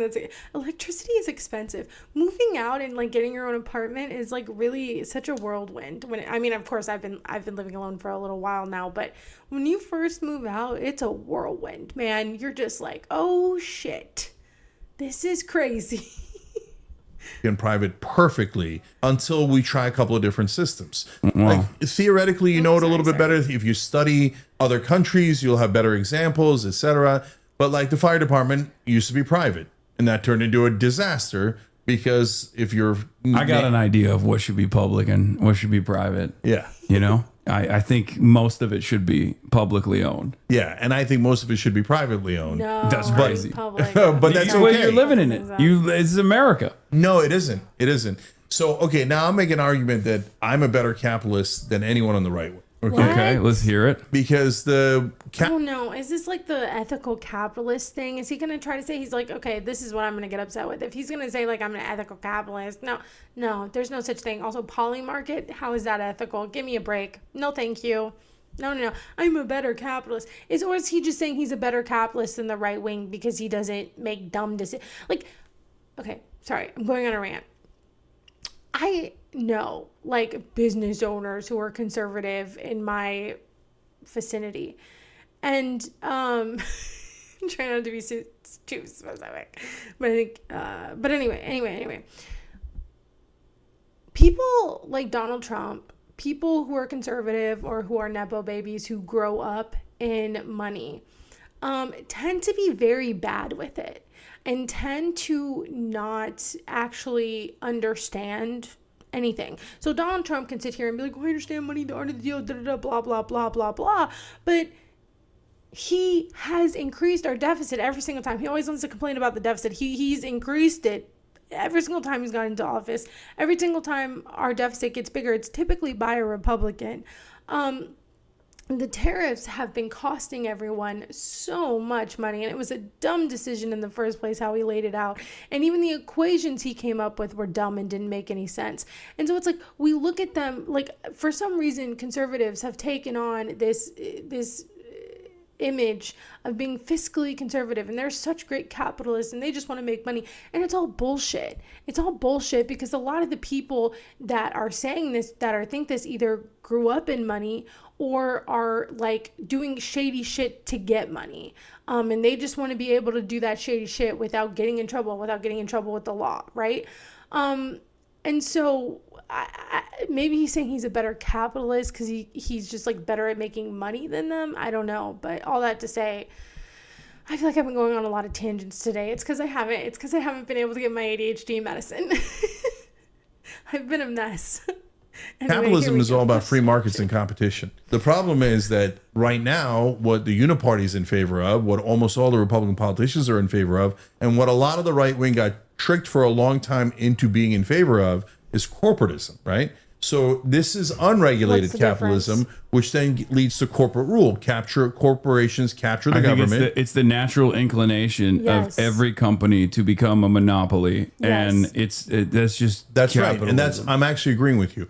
So what happens is if you don't regulate capitalism, it inevitably becomes corporatism. And corporatism is the exact opposite of capitalism. It tries to destroy free markets, destroy competition, and become a monopoly, right? And it does it mainly through government capture. So Adam Smith was right. You have to guard against monopolies. You must regulate. If you don't regulate, then capitalism will turn into corporatism and destroy free market. So that's why that position is more ideologically correct. But you're not in correct. favor of that for healthcare. No, that because capitalism means by definition a mixed economy, right? There is no non-mixed economies. The military's public, police are public, fire is public, And so when you go down the list, healthcare is perfect for public healthcare insurance. Insurance is perfect for public rather than private. Why? Number one, like fires, viruses spread. So whether your neighbor is healthy or not is relevant to you. Number two, it's a combined pool, makes it a lot less, more efficient. And then most importantly, if you put a profit motive on denying healthcare, which is your costs, they will deny healthcare to their maximum ability to maximize profit. So then you've literally built an industry that is better served by killing more people, right? So, and that's why over 70,000 Americans die every year because they don't have health insurance. That's among the reasons why. And way more die because their insurance didn't cover the thing that they had because we privatized it. It's actually mental to privatize health insurance. It's just as dumb as privatizing cops or even worse, the fire department. I mean, I feel the same way about housing in general. Yeah, I agree with that. I feel the same way about housing. There are people, I forgot, was it John Oliver that did like an episode on the firefighters and how they, or maybe it was Hassan, but like firefighters used to be privatized and it was actually really insane because you had like, I think there was like maybe it was most recently, but that's why they had to make it public at a certain point because there were like whole blocks burning down. But there was, I think, like a service maybe somewhat recently where you had to pay a monthly amount. And if you paid that monthly amount, then you could get like firefighters. And that was like a private, like the government, I guess, contracted it out to like, it was somewhere on the East Coast, contracted out to a private group. And you had to pay like a monthly subscription to be able to use them, which is insane. Like, that's insane. Like, and that's my thing. I do think that inevitably capitalism turns into this. Like, I think that inevitably capitalism turns into this late stage capitalistic hellhole, personally. And because all of these corporations, their sole purpose is money. That's what they want. Their sole purpose is to grow. And again, I took an I majored in entrepreneurship, and that's basically what they teach you. It's like, how are you going to make money and how are you going to grow? And you have to be continually evolving and continually growing to be successful. And like, that's what you're taught. That's what successful means in that space. And so they continue to care about profits more than they care about people. And so I think this inevitably happens in a capitalistic society. Inevitably, we get to this late stage of capitalism where it's just like a dystopia, essentially. But we're so deep in it in America that we don't see it as we don't see a lot of the things that happen here as dystopian, but they are. Like, I don't think it means that it has to be like gray, brutalist architecture and city blocks. There are plenty of examples from Singapore to China, all the way to Austria, Vienna, where socialized housing runs supreme. Even in Hong Kong. That's what I was talking. I think it was Austria. That's what I was, Vienna. I think that's the video I was watching. It was a video about Vienna and how they built up their public housing. Electricity is nationalized in Quebec. That's amazing. And I'm very jealous. I am so jealous. Like, I can't tell you how jealous I am. God, Ameren keeps upping our prices and I want to scream. Because it's getting very cold out. Anyway, you were just on Twitter and Jang was defending Nick Fuentes. So that's what I was doing. I was actually pulling that up on Twitter. So we'll look at that in a second because that's really crazy. He's attacking Laura Loomer. Now Cenk is doing we just haven't done capitalism right. Yeah, he sounds like the abundance guys. That's what he sounds like. He sounds like the abundance guys. Like, yeah, we just haven't done capitalism right yet. Like, the abundance guys don't want to regulate, like, at all. They want to get rid of regulations. Yeah. This is a very mild conversation. Hong Kong, as a matter of fact, and I was actually surprised to find this out, but I believe it's like 52% of everyone living in Hong Kong actually live in government housing. but that also has a major benefits cliff. So that actually keeps wages relatively low or people unemployed in an effort to make sure that they're still in government housing, because every house that is not owned by the government, that is not public housing, is so unimaginably expensive. Like the price difference is like $300. Let's say the price difference is like $300 for government housing versus like $7,000 for a private unit. Like the cheapest private unit is so much higher that people would rather just like be unemployed than to actually get like that fiscal cliff would not exist under a universal program. And if people wanted luxury housing beyond that, you know, they could choose to spend all the extra dollars and get taxed out the ass in order to have the luxurious privilege of having this mega mansion or whatever. Yeah. So look, I'm not anywhere near that. I think housing, but not totally private. I'm willing to experiment with public housing in certain circumstances and see how it goes and how does it affect the market. Does it, you know, like we talked about earlier, create more supply and hence help with prices, right? And, you know, is there a bare minimum where we should help people not be on the streets? Of course, right? Well, creating more supply doesn't do anything. Like I hate this abundance argument of we just need to create more houses, because like we were talking about earlier, there are houses. There are apartments. Like I'm pretty sure the apartment building I'm living in right now, all the apartments are not rented out, because these apartment buildings that are popping up everywhere that are like thousands of dollars a month. The reason that they're most of them now are like thousands of dollars a month, even just like regular apartment complexes. It's quite insane. I've looked around. But a lot of the reason that they're so expensive is because they don't have to have this place full to make a profit. They'll just make you pay, you know, shit tons of money for a studio apartment.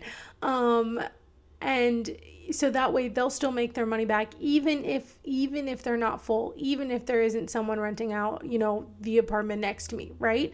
And that's what's happening with a lot of these luxury apartments that they're building everywhere, is that the prices per month are so expensive, are so outrageous, and it's because they want to be able to make their money without filling it up. And same with housing. Again, these big conglomerates, these big companies are buying them up. They are buying them up. And so it's not about making more housing. It's about, honestly, we should regulate and we should make it so these big conglomerates, these big companies that are just buying up houses aren't able to buy up houses. They should not be able to buy up houses and just let them sit. And if they're going to own like a vacant building, or if they're going to own a vacant house, then they need to be taxed like 90% or some shit. I don't even care. They need to be heavily taxed to the point where they do not want that. They don't want that place to be vacant anymore, and they don't want to and they want to sell their house, and they want to be able to, and it's not profitable to just hoard houses and buildings. That's what I think. Nobody should be able to hoard land like this. It's really crazy. And so it's not just about building more houses. It's about not letting these big ass companies basically just take all of our houses and just like hold them all up because they want to make a profit. They shouldn't be able to do that. They should not be able to buy these houses. And I really think that there needs to be, I personally don't know how you get these rent prices down, but there needs to be like rent control or something. We need to do something, because this has gotten out of hand, and it's like you can't even move to try to find a cheaper apartment or a cheaper place to live, because everywhere is like the same price because of this like AI price fixing shit. So it's really, it's looking really bad. And so that's why I do think, like, I think public housing is a good idea. I do.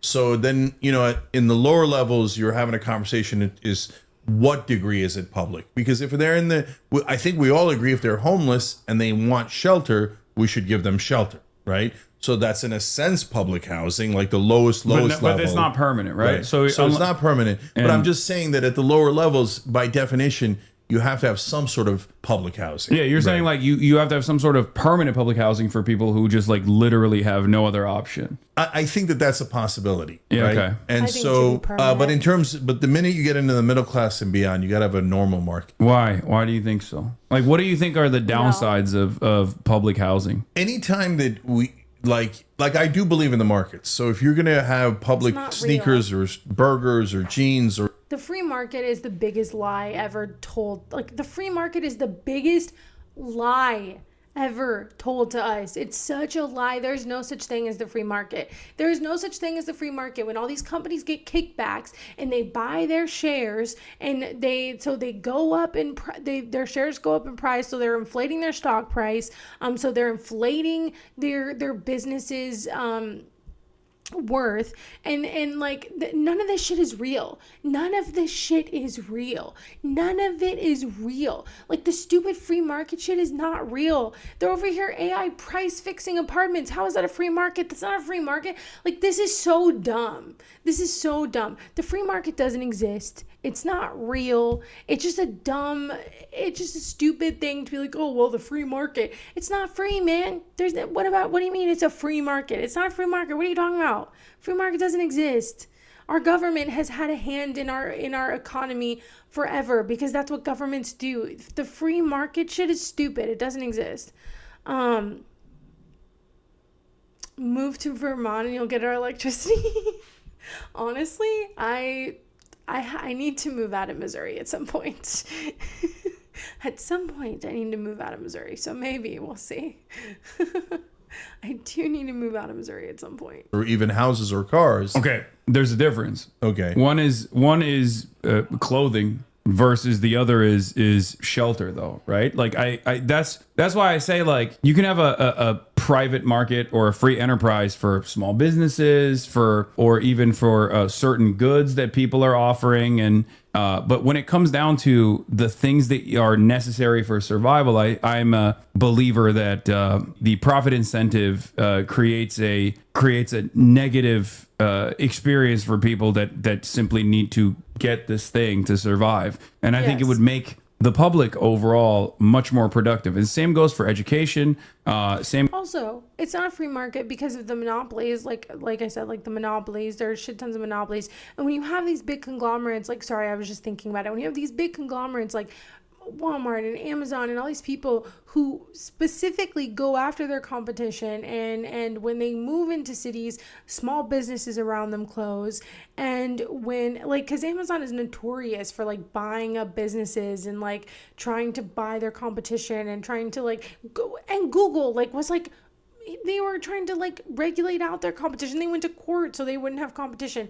Like, we do not have a free market. Like, I don't know, like, there is no such thing. It doesn't exist. So I hate, like, it really bothers me when people use that as like an excuse to want to like, or just like as a way to be like, well, you're right. Like, we just haven't tried capitalism the right way yet. You know, people want to say that about socialism, but it's like, okay, what about capitalism? What has capitalism got us? What have we become in this late stage of capitalism? Like, what is happening? Like, we are in late stage capitalism right now, and what have we gained from it? What have we gained from it? We have the biggest wealth gap we have, I think, in history at this point. Like, we're back to French Revolution gaps in wealth right now. So what has it gotten us? Is capitalism working? Our infrastructure is failing. It is crumbling. Is it working? Like, it's not, like, this is not working. And so it frustrates me when people are like, oh, you know, just a free market, but we need to keep the free market. It's not a free market. What are we doing? What are we doing? You are trying to sit here and excuse a failing system, but then want to call like communists and socialists the bad guys and be, oh, scary, they're scary. Dude, what is capitalism doing for us? Has it helped any regular person? Like, this is ridiculous. Anyway, sorry. Same goes for housing, and the same goes for like basic necessities such as food, even though there can obviously still be a private market on top of that. But it seems like you're saying all for like the bare necessities. which then makes more sense. Like at the higher levels, you're going to let wealthy folks buy whatever house they want. Yeah, I mean, but again, that needs to come with a cost, so it's not as easily accessible. Wow. Like the reason why I went back to Singapore as an example is because like it's tiny, right? And there's not a lot of cars. And from what I understand, like in order to get a car in Singapore, you have to be incredibly wealthy. And the reason and the government has already made it so easy to use public transit or to use bicycles and numerous different methods of transportation that are not only cost effective, but also much more viable for climate change, right? Avoiding ecological disaster. So the way that it should work, I think, is that if you want to get a car, you have to get like penalized for it, basically, in that structure. And the same goes for wanting luxury housing. I see housing as a necessity. And homes are for living in it rather than a speculative asset in the way that it works in the United States of America. Yes. And we've sold to the Americans that this concept is good and it actually invokes freedom, just as we have done with our car-reliant infrastructure. Oh, you have your own car. You have so much freedom. You don't have to sit with the rest of the public in a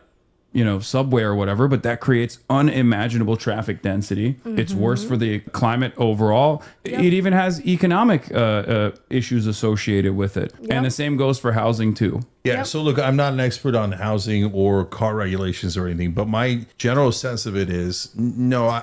First of all, there's nothing wrong with this agreement, but I don't agree. So when you talk in bare necessity, I'm like so passionate about transportation. I was like, I've been thinking recently, I'm like, maybe I should go back to school for like city planning or something, because I am like very passionate about this. Like, I'm not even gonna lie. And so I'm like, maybe I should go back to school and do like city planning or something. It'll help me be able to like hopefully like push off my student loans for a couple of years if I go back to school, but we'll see. It's like, maybe I should do that. That sounds fun. Although then I'd have to figure out how I'm going to pay for the classes now, but we'll see. It's a thought that I've been thinking. necessities, make sure people don't die in the streets. I totally agree, right? I think that everyone agrees. I think that even the right wing agrees to that. I hope. I don't think they do, but yeah. Well, I mean, I think that if you said to them shelter for homeless people, they would generally say yes, partly to get them off the streets, but partly because they think they should have shelter, right? Oh yeah, congestion pricing in New York City is like a move in the right direction of this sort as well, like making it more costly to. A lot of them wouldn't. A lot of them would be like, well, they should get a job. Like, that's literally what they would say. Like, that's not. No. To be able to drive a vehicle actually increases the use for public transit, because then people are like, all right, well, I'd rather utilize public transit then. I'm mixed on social engineering. So I don't want to penalize people for getting houses. I don't see the point of it. And I think that the wealth creation we did for the middle class in America with houses was amazing. It was one of the best things we've ever done in American history. In fact, part of my but that was social engineering. First of all, you could say any city planning is social engineering. Yeah. A bridge is Everything social engineering, right? It goes back to the same concept. Yes, all matter of governance is technically authoritarian. No, you could agree, and once you agree, then you execute, right? Yeah, but so it's centralized. But there's still going to be people that don't point agree. Of contact, right? Yeah, no, but people are still always going to disagree. It's just that it's for the disagreeers, that's technically authoritarian. For a pedophile, it's authoritarian that the government doesn't want him to. You know what I mean? Like that. Well, I know, but then that's what I mean. In theory, we're stretching the definition of authoritarian, because the authoritarian is one person controlling everyone. Alan Dershowitz. Right. Well, Barry Weiss thinks so, and he's more charismatic than you, apparently, according to Barry Weiss. Yeah, even though I found deeply amusing. Even though, Barry Weiss is trying to get me to debate Ben Shapiro, who was sitting next to her when she said that. Mm-hmm. So that was doubly funny for me. I was like, damn, you guys have been trying to set up a debate between me and Ben Shapiro. Why are you saying I need to be deplatformed? Yeah, and apparently you're not inside the 40-yard line. Yeah. Anyways, so look, guys, you do government planning to set up a city for sure, no question. You need some degree of public everything, right? But then once you get into trying to, get into the pricing of things, That's where I'm out. I think the market should set the price for people that are in middle class and above, for sure. Then the question is, where's the cutoff? And that's a legitimate question to have. Part of my solution for housing is we have this populist plank, and the Rebellion PAC candidates sign on to it.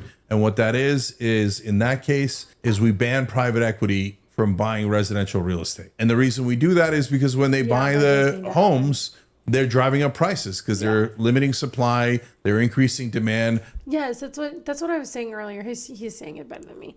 But that's what I was saying earlier, is that it's not necessarily about creating more houses. I mean, I'm sure that would be great, but that's not the point. The point is that these private equity firms, these huge firms, are not able to buy up these houses. Like that's one of our biggest problems. We need to make sure that they're not able to buy up these houses, because they're just buying them and they're holding them for months, years on end, and no one's living in them. And it's ridiculous. It's forced scarcity to drive up prices. So the problem isn't really scarcity of resources. It's that people like these private equity firms are forcing scarcity, are making it seem like we don't have enough houses because they're buying them up so they can make more money, which is so disgusting. It's just disgusting, really. By definition, prices are going to go up, and they have made pricing go up tremendously, right? It's insane. And there's no reason why bankers should be allowed to own private residential real estate, and it destroys the wealth creation. Well, I would go even farther, because I think even when it comes to like business real estate, like there are buildings in downtown St. Louis, so many abandoned buildings, and I'm sure some of them are business, are business, would be considered like business real estate, or that have been used for like offices or whatever. And they're just abandoned. And there are just so many abandoned buildings in St. Louis that no one is doing anything with. And I think the people who own those abandoned buildings, if they're not going to do anything with them, they need to be taxed out the freaking Yahoo. Like, they need to be taxed so much until they sell it or until they determine what they're going to do with it. Because just keeping it there, sitting there with nothing, just sitting there, just doing nothing, and they're just able to own it while it just sits there, I think is crazy. And so I think that they should be taxed a shit ton. Yeah, this is kind of boring. I don't know. I'm like, should I move on to something else? This is really boring. I think they're gonna watch Zoran's video right now. I don't know if you guys want to watch that, but it is kind of boring. Is that just what they do? They just talk about, here, let's see what they talk about this right here. So they were just talking about housing. Or not. Even Fuentes is now saying, he said it just like 2 days ago. Okay, let's talk about this, and then let's do this Fuentes thing, because I don't know what they're talking about, but I'll find when they start talking about Fuentes, and then let's go to his Twitter and talk about his current beef with Laura Loomer and him apparently vouching for Nick Fuentes, which is weird, because that was getting kind of boring. It was very boring. It's a little mild. You're right. It was a little mild this year. It wasn't necessarily that fun. Okay. Last year was a much better time. And the voters, okay? So attack the leaders, politicians, media, no problem, right? That's the game we're in. Don't attack the voters. They actually agree with us on 70% of stuff. Take yes for an answer. Okay. So now when you get to the five guys, so we all agree on a bunch of them. Mitch McConnell, corporate Democrat, corporate Republican, but really what's the difference? So like, we hate him. The right wing base hates him. So we're past that. Okay, thank you. 4653. Thank you so much. Okay, let's start right joke. here. Okay, I think you are fine. Okay, but now, like, the way more controversial thing is these days, I think we should unite with the right to defeat the establishment. So because we can't defeat them on our and if we unite, we can actually win on Israel. We just kind of won on Epstein files, and we could even win on paid family leave. We might even be able to win on healthcare because. Okay, see, I'm gonna let him keep going. This one's a tricky one for me. To your point, And to my point, West Virginia and Kentucky, they want health care, right? They don't want money in politics. They actually agree with us on almost everything. They're anti-war, I don't disagree with you. anti-corruption. I don't disagree with you. I think the major disagreement that you and I have to a certain degree is, and I say this all the time, that you need people. If you want to unite the people, you're going to have people that you disagree with in your movement, no matter what happens. The point is, you don't actually go to their side on, social issues or whatever. These things that are wedge issues that are used as a distraction to make it seem as though the uniparty consensus is actually not there on the issues that matter, the issues that matter the most to every single person, healthcare, housing, and the like, and foreign policy, but to make them come to your side because you are offering them something, right? Yes. This is why I say this is a tricky one for me, because, and I feel like this goes back to like Zoran and the MTG thing, right? So like I have been criticizing Cenk heavily for rocking with Marjorie Taylor Greene for months back. He was doing it before everybody else on the left was, right? And I have been criticizing him heavily for that. And that is because I just don't think Marjorie Taylor Greene is a genuine, sincere person, right? I don't genuinely think she believes a lot of the things she believes, even though there are other people in Congress who say differently. I've come to the conclusion now. I used to think that she believed everything she said, and maybe she did. I've come to the conclusion now that I don't think she does. I think she's smarter than I realized, and I think that she is playing her game so that she can run for a higher office, and that's what she's doing right now. And I don't trust her. And so trying to launder her reputation or trying to whitewash what she thinks or not sufficiently pushing back on her when she lies or when she misrepresents what she says, I think that's a problem. And I think having her on a progressive network to try to launder her thoughts just because she agrees with you kind of on Palestine, I think is irresponsible.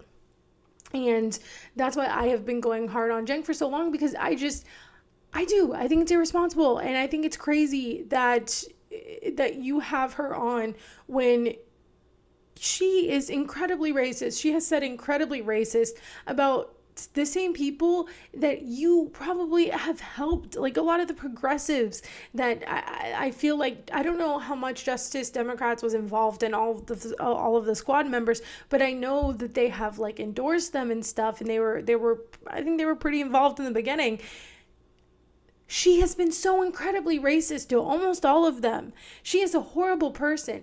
And just because, and sure, you can use her, and I'm not saying that like, you can't be like, okay, hopefully she votes on this Epstein vote with me and use her for things like that, like other, Congress people have. That's fine. But to sit here and try to, come to her, essentially almost like come to her side instead of standing your ground is the problem, which is why I don't think Zoran going to Donald Trump is selling out. I know there are some people who think that, but I don't think that was selling out, because he didn't compromise any of his beliefs. He didn't compromise anything he believed in or he stood for, right? He still stood 10 toes down on everything that he believed, and was not did not try to come to some sort of middle ground, or say that certain groups of people should, I don't know, just like come to some sort of middle ground with their rights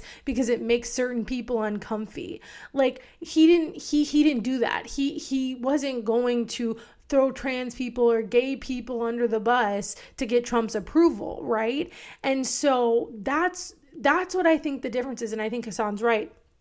But, Cenk is willing to throw whatever kind of marginalized community, whoever, whatever, it doesn't matter, under the bus to sit here and try to agree with people on the right. And I don't like that. And I don't think that's the right approach. And I actually think it's pretty reprehensible. So I guess I would say that's my opinion on it. LOL, we won Epstein. We didn't win Epstein. Actually, and that's so funny, we won Epstein.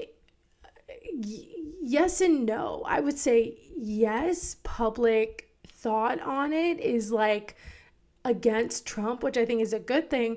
But he's just going after Democrats right now. And he's using this legal, like he's using all of the people that he's going after legally for Epstein as a way to not fully release the files, even though he's supposed to, even though they're supposed to come out. And so, I don't think that's a foregone conclusion that like, oh, we won Epstein. Cenk never learned the lessons of World War II Germany. Don't unite with the fascists. Literally. And that's what I'm saying. Like, I just don't like, if you want to use them, and I think I said this with Zoran too, if you want to use them for certain votes, if you can convince them to vote with you, like in Congress, great, wonderful. But to sit here and to be like, I'm going to throw this certain community under the bus so that way you'll agree with me or we'll come to some sort of common ground.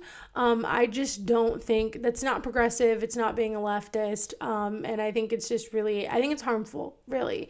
And yeah. Offering them free healthcare, offering them housing. And that's how you bring them to your side. I don't have a disagreement there. I'm not saying like we just cut out. Sorry, I keep pausing it, but same with Zoran. Like I said, now my dad has softened. My dad has softened to a lot of what Zoran was saying and is actually starting to agree with him on a lot of stuff. Zoran hasn't changed his stance on trans people. He hasn't changed his stance on gay people. He has not wavered on that. Right? And yet there are still conservatives that voted for him. There are still conservatives that are softening on him. And it's not because he's talking about, trans people. It's because he's talking about their economic problems and what actually matters instead of throwing people under the bus. Okay, I'll let them talk now. Whoever has voted for Donald Trump and shoot ourselves in the foot regardless. Yeah. My point is always that we bring them to our side without having to concede on these other things. Yes. Like we don't concede on being unnecessarily cruel to undocumented migrants or being unnecessarily cruel to trans people and constantly talking about trans people this, trans people that. Yes. We just call it as it is. This is just a distraction. Which Cenk and Anna were doing for a while. They were telling us we were crazy. And it's like, no, actually, you're the ones who keep bringing it up. And you're saying that the right would agree with us if we would just stop sticking up for trans people. Even though the only reason we have to do that is because the conservatives are going after them. They're going after their rights and they're going after the humanity. If the right wasn't going after them, if the right wasn't targeting them, then we wouldn't have to sit here and be talking about this. The only reason we're talking about it is because they are targeting them in the most disgusting way. And you, by throwing them under the bus, by saying, well, those issues, even though there shouldn't be any issues, they are human beings who deserve every single right everybody else has. Just because you say, oh, well, it's not popular, so we shouldn't stand up for their rights because it's not popular. And then maybe we'll get more conservatives on our side. No, that's fucked up. It's fucked up. And I think the Trump administration's failures on affordability after winning the election against an administration that my whole point in that is that, sorry, I feel like I didn't get back to that point. My whole point in that is that they're the ones who talk about it all the time. They're the ones who will bring it up all of the time. And it's never, and it's always the left trying to be like, can you please just stop targeting people? Can you stop trying to take away rights from people and just focus on the actual problems we have at hand? That came across as old and unable to solve the 1.5 years of negative real wage growth that people experienced under the Biden administration and the inflation crisis that people were experiencing. And then hyper-focusing, because is what the Trump administration did, hyper-focusing on trans issues and things like that, actually present a unique opportunity to show people like, oh, guess what? Turns out it wasn't trans people that was making your rent more expensive. Turns out it wasn't a Guatemalan migrant that was the reason for why your healthcare is expensive. Yeah. And that's what I try to do all the time. So, look, maybe it's an issue of timing. But first off, on should they come to us or should we go to them?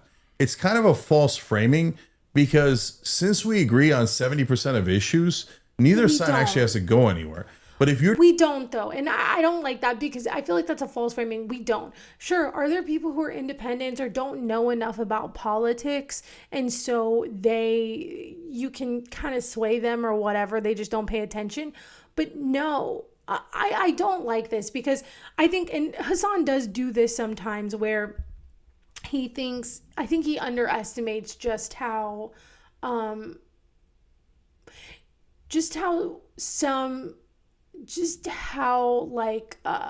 trying to think of the word, like racist or transphobic some people are in America. I think sometimes, and it's not just Hassan, I think a lot of people on the left underestimate that and think that, okay, well, if we just come out with this populist message, surely they'll agree with us. And while there is a good chunk of like conservatives or independents or whatever that will agree with you, like, you know, like I said, my dad was, there are a good chunk of people that will start to agree with you or will soften on your opinions, or the Mamdani or the MAGA for Mamdani guy, you know, whatever. Like, there are people who will, but there is still a group of people who, it doesn't matter, they will suffer economic consequences because they are so racist, because they are so homophobic or transphobic. And that is just the truth of the matter. And I don't think we acknowledge that enough in this country, that there is a group of people in this country that it does not matter what kind of facts you bring to them. It does not matter what you say.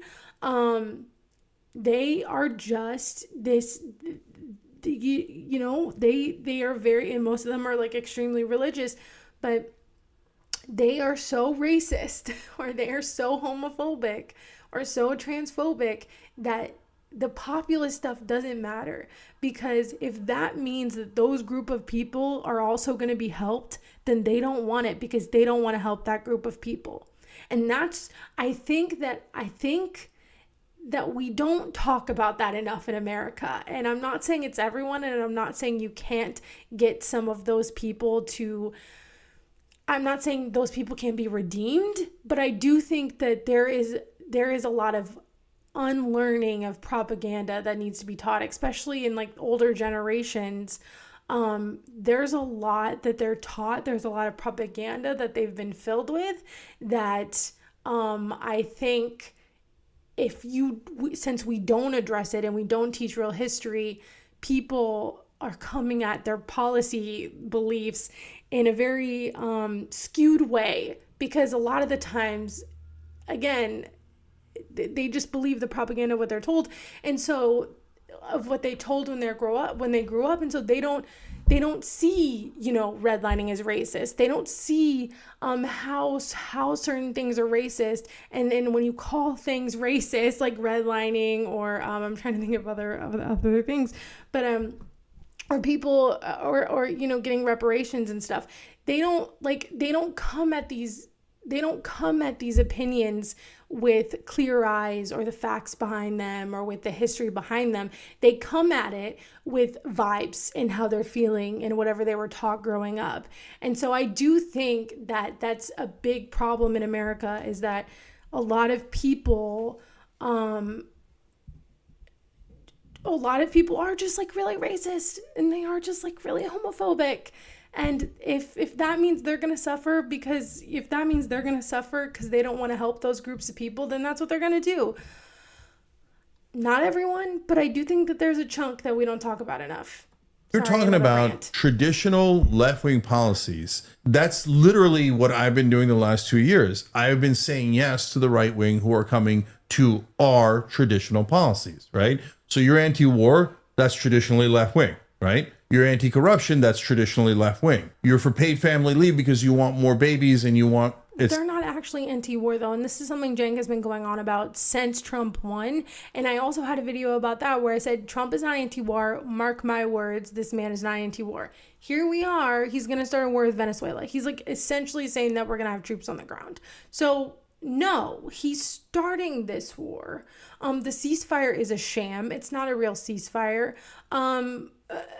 He is not anti-war whatsoever. It is the biggest lie ever sold that this man is anti-war. He is not anti-war by any means. And a lot of the people on the right who say they're anti-war are not anti-war, right? They're not anti-war, okay? They just say that they are. And then when Venezuela comes around, they're gonna be okay with it. They're gonna be fine with it. maybe people like Laura Loomer won't be. I don't know. Well, no, she probably will be. I don't know. She's hard to pinpoint sometimes. But I'm sure once this starts and once it gets serious, they're going to be all on board with it, and they're not going to care because they're not actually anti-war. Now, some of the voters might be, but a lot of the pundits and a lot of people in the Republican Party that say they're anti-war are not actually anti-war. Etc. Right? We want to treat American moms that are great. That's traditionally left wing. You want lower drug prices, higher wages, all traditionally left wing. And I'm super happy to take their alliance in it. Right? And what I'm saying is, okay, we just leave out the social issues in terms of our debate when we're working together. Right? So we want to work together on banning private equity from buying our residential real estate, or we want to work on anti-corruption. Okay, we'll argue about the social issues later. And What do you mean argue? What do you mean leave out? What do you mean? What do you mean? I'm so confused. So what do you mean? Just like not fight for the rights, so just continue to let people's rights being taken away? Because in this perfect world, Cenk is saying that we're getting all these things and we're debating all of these things, and Congress is actually going to pass these things, and we're doing this all while people's rights are being taken away. I'm sorry, but I think people's rights being taken away are pretty important. I think that's a pretty important thing that we should be talking about. I think it's a pretty important that we have, thugs on the street, Gestapo thugs on the street, kidnapping people because of the color of their skin. I think that that's a problem. And I think maybe that should be a pretty important thing that we argue about, that we debate about.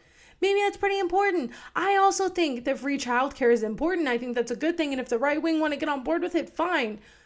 But I also think that we should be fighting them tooth and nail against any rights being taken away. I think this is just, I just think it's kind of naive, because it's like we live in a world where people's rights are being taken away, where we're living in an authoritarian state, and you're like, well, let's not worry about that right now. Let's just worry about on these other things that maybe we could do. And it's like, yeah, I want to do those other things, but we have to also fight for people. We can't just sit here and be like, oh, we'll worry about it later, because then we won't have any rights to fight for. This is not, I hate this argument. there's nothing wrong with arguing about it, and neither side has to concede at all. So they could be like, okay, I'm massively anti-trans, and we could be massively pro-trans, or fill in the blank, Muslim, whatever the category is, right? But if we let that stop us in the beginning, we're never going to topple the establishment. And the establishment is a bigger enemy to both us and them than we are to each other. So here's what I'm saying? Yeah, I do. But here's the problem. Josh Hawley is a great example of this, right? Like, I think there are, or Tucker Carlson is a great example. I'm so sorry about Josh Hawley. I'm so sorry. I hate him. Just know I hate him, and most people who live in St. Louis hate him majorly. Okay.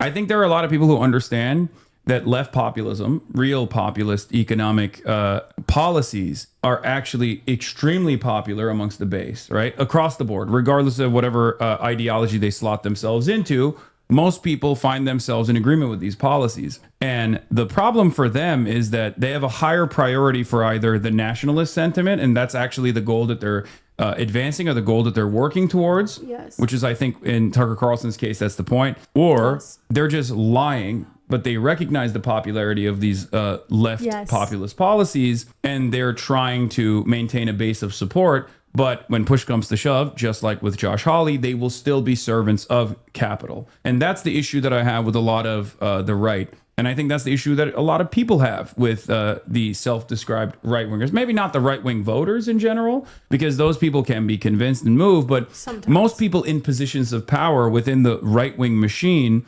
are either lying about being in favor of populism, or yes. they care infinitely more about like implementing some kind of insane nationalistic policies. All right, so let's take 5 different Republicans or right-wingers and give, and I think that'll help clarify the conversation. First of all, I agree with you, and that's the main point I make, is to make a differentiation between the leaders and the voters, okay? So attack the leaders, politicians, media, no problem, right? That's the game we're in. Don't attack the voters. They actually agree with us on 70% of stuff. Take yes for an answer. Okay. So again, I don't think that's true. I think, and maybe I'm just cynical. Maybe I'm just cynical because of because of my family and them being so conservative. So maybe I'm just cynical, and that's just like my life experience, and so I just have a different perspective. But I could talk until I'm blue in the face. I could talk until I have lost my voice. And there are people in my family that would never agree with me, no matter what. No matter if it were to help them, no matter if it were to, it doesn't matter if it helps them. It doesn't matter if it would make them better financially. Like, they will not agree with me. They will not budge.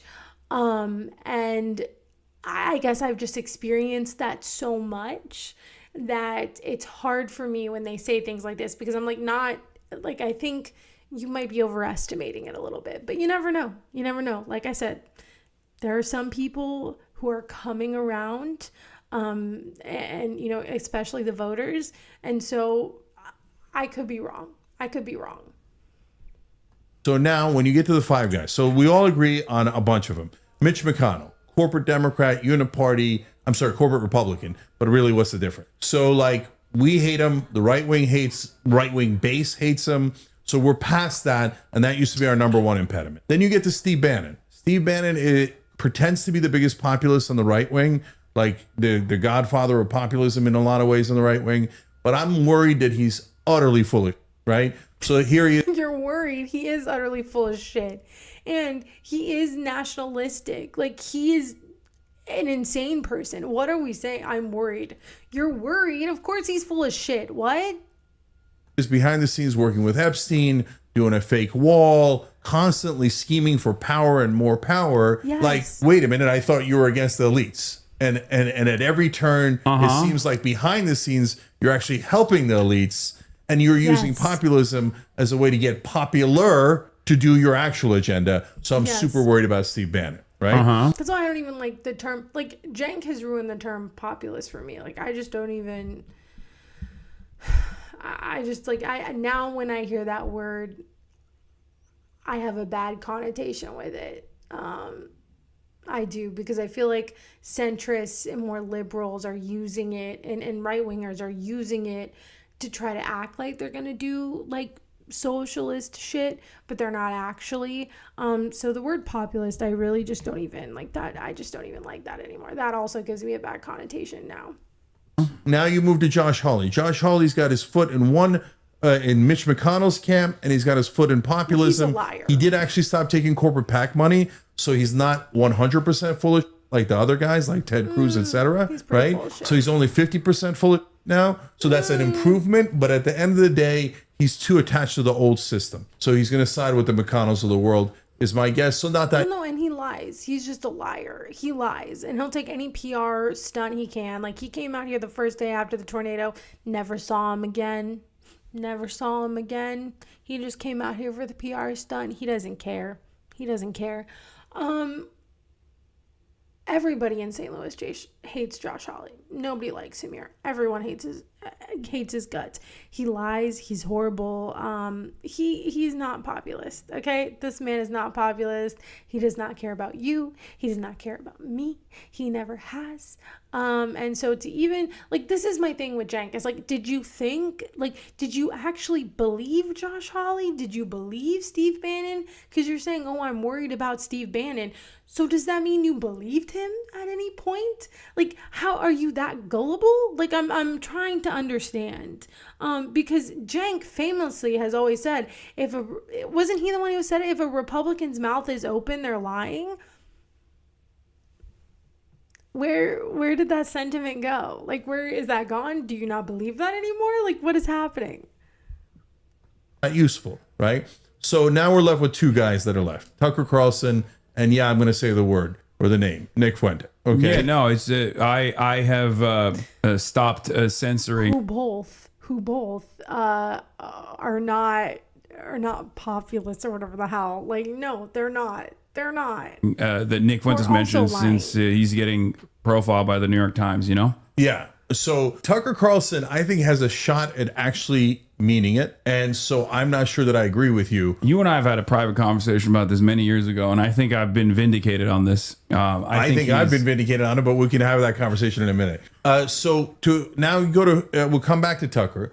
You go to Fuentes, and so he seemed to be a classic guy who's, to be fair to him, not hiding his nationalism, right? So he was like, I'm going nationalist, I'm going Christian nationalist. No, he's a Nazi. You know, when I made that video about Anna and Nick Fuentes, there were literally people in my comments saying, this girl actually think Nick Fuentes is a Nazi. Yes. Has he not said as much? Has he not admitted it? Oh, this girl really thinks Nick Fuentes is a Nazi. I'm sorry. Again, this is why we need better education in this country. Because something that people, okay, fine. Do you want me to call you like a Confederate? Because it should be kind of, they're essentially the same thing. Do you want me to call you, do you want me to call him that? Is that a better, would you find that to be better? Would you find that to be more of like a compliment, I guess? Because when it comes to a lot of the shit that the Nazis when it comes to a lot of the ideas that the Nazis had, they looked and got ideas from the Jim Crow South in America. So like, should I call him a Confederate then? Because it's the Americanized term, and people, you know, everyone wants to be so like weird about calling people Nazis. Okay, so then can I call him a Confederate? Because I mean, they're similar, right? I mean, come on. No, he is. And he's been very honest about this. So it just blows my mind that people were in my comments trying to defend Nick Fuentes. I'm just blown away. Like, I guess it doesn't surprise me, but it's just like really fucking weird. White nationalist. It appeared to me, right? That was my original read of him. But now he's also changing. And so now I know where. You think he calls himself a paleo-Catholic? What does that even mean? What does that even mean? That's so insane. What does that even mean? Yeah, I don't know. We all cancel him to bejesus, and I mean, okay, Barry Weiss, if you're watching, which you obviously are, Holocaust right? denier. Right. So no problem. Yes. You deny the Holocaust. You say all these things. He's against race mix. Well, Yeah. I'm married to an Asian woman. What am I going to agree with that? Right. So obviously we're against all that. But even now he has realized that's not actually where his audience is. So whether it's Craven, I think he's a grifter. I think these guys are all 100%. grifters. right? Whether it's 100%. Craven or not, whether they're grifters or not, even Fuentes is now saying, he said it just like 2 days ago, you know what? Maybe we put aside the racism and the cruelty and the abuse, right? Which is an amazing admission, by the way. I can't believe Cenk believes him. I can't believe Cenk believes Tucker. Are you kidding me? And you know, most times when people like Nick Fuentes say stuff like that, do you know what they're talking about? They think people are being racist against white people. They think, I was watching this morning that one all-white community in the Ozarks here in Missouri. I was watching, I think I might do a video about it. I was watching this video and I was getting so pissed off when I was watching it. So I'm like, this is dumb. This is so stupid. And I was just getting so mad because they literally think they're being oppressed. They think white people are somehow being oppressed and are being, I don't even know. Like, it's just so dumb. And I'm like, first of all, I mean, you're not being oppressed because you're white. You're being oppressed because you are not a rich person, because you are not in the 1%. And instead of realizing that the system that you're under is oppressing both you and the people you hate because you're such a racist piece of shit that you want to live in an all-white community. You, sir. Oh my God, I was getting so mad. I'm like, you are going to continue to be oppressed and continue to be pushed down by this same system because you can't realize that it is the system that is oppressing both groups. And you are just so racist. You are so racist that you can't come to that conclusion, that you think that you are somehow a victim. You are a special victim and that you're being erased. So now you have to have your own little community in the Ozarks. It's bullshit. It's bullshit. It's bullshit. Oh my God. I was getting so mad when I was watching that this morning. I was losing my mind. But that's what I'm saying. Like, if Nick Fuentes says something, I didn't see that, but if he said something like that, I bet you anything he meant against white people, okay? And a lot of right-wingers are saying this because Vivek said this the other day, and Vivek said it because he wants people to stop being racist towards him. But he said that maybe we need to stop with the culture wars. That's not what the right does. No, it's exactly what the right does. It's exactly what they do. And now that people are looking at them in disgust because they actually have an alternative, and people like Zoran and AOC to look at and be like, oh, hey, they're actually running on affordability and they're running on things that I care about. Now that there's like an actual alternative, mainly Zoran, I feel like he's really helped a lot of this discussion. But like, because they have someone that they can look at that have actual policies that they're running on, and they're not just running on being hateful towards people. Now the right is being like, oh wait, maybe we should stop being like this. Maybe that's bad. And I just don't believe them, because they're not going to stop. And most people who said that, like Vivek, are getting pushback. And now their constituents or their following or whatever are like, what do you mean don't be racist? What do you mean? It's just like, I don't know. I haven't seen Nick Fuentes say that, but I don't think he means it. And the fact that Cenk is like, well, he said it, so hey, you know. Are you kidding me right now? Are you kidding me? Are you kidding me? Come on, man.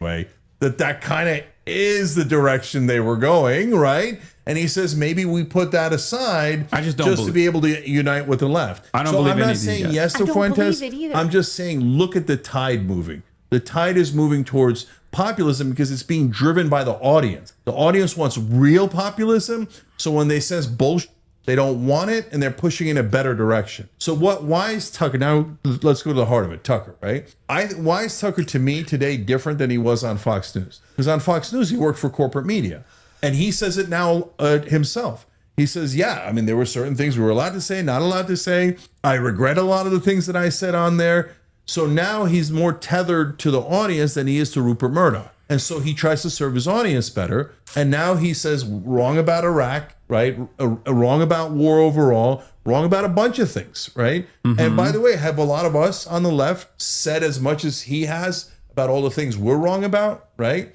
No, I don't say that at all. See? So what my point is, not that he's right and we're wrong. Well, no, it's because if I'm not mistaken, people who were fighting against that war were on the left. Maybe not the neoliberals, but like the progressives, yeah. So like, I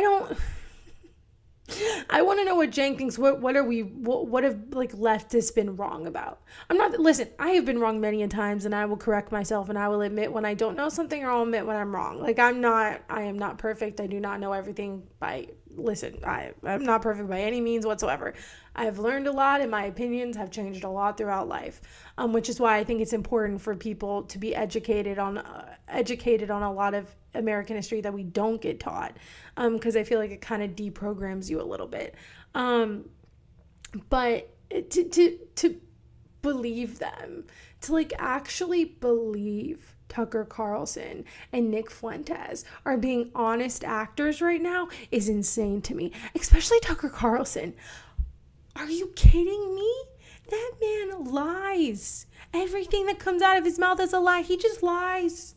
He just lies. Are you kidding me? He does not care. Listen, he does not care. He does not care. He will mold and meld himself into whatever he needs to be able to make money, to be able to have prominence. He does not believe a single word he says. He wasn't like a lib before he went on to Fox News? Like, this man does not believe a word he is saying. And the fact that Cenk is sitting here actually being, and I think this was also my problem with Marjorie Taylor Greene, is you're sitting here and you're actually taking them for their word.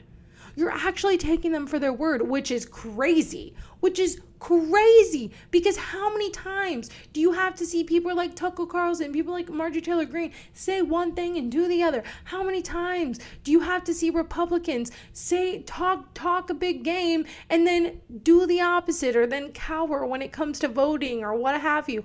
Like, this is so ridiculous to me. This is so insane to me because I want to say, I don't know how Tucker Carlson or Nick Fuentes feels about Venezuela. I don't know, but they're both pretty racist, and so I want to maybe we'll see how Venezuela goes. That'll be the next test to see how that goes and to see how all these pundits who say they're anti-war and they're all this other kind of stuff, how they're gonna react to us starting a war with Venezuela. We'll see. Or anything along those lines, but he's at least making movements to go towards agreement. You're saying that there's a broader trend line that's moving in the direction of left politics, and that is the reason why the likes of Tucker Carlson are retriangulating their mess. You said he has to believe them or else he wouldn't know what to do. Yeah, Neutral by Nature, a centrist album, honestly. No, I think you're right, because I think Cenk, what he did after Trump won, and it's funny to watch this play out in real time as we all have. After Trump won, I feel like Cenk kind of, especially because Anna was already going towards the right wing, she was already turning right wing, I feel like he kind of had like an existential crisis of like, oh shit, what am I gonna do? You know, if Trump is president again, what am I gonna do? Anna's going to the right, like what am I supposed to do? And I think that's when he started, you know, doing this like, oh well, we gotta talk to them, we can have beers with them bullshit, right? And I think he made this like jerk decision of like knee-jerk decision where he's like, okay, well, let's try to do this, you know, maybe this will make us more popular or help or whatever. But now he's right, the tides are shifting, and it's funny because he wants to continue to be like, I was right the whole time. Well, no, you weren't. There's been like a whole there was a whole portion after the election where you were sitting here chumming it up with Charlie Kirk and all these different people, and you did not see what was wrong with how you were handling those discussions.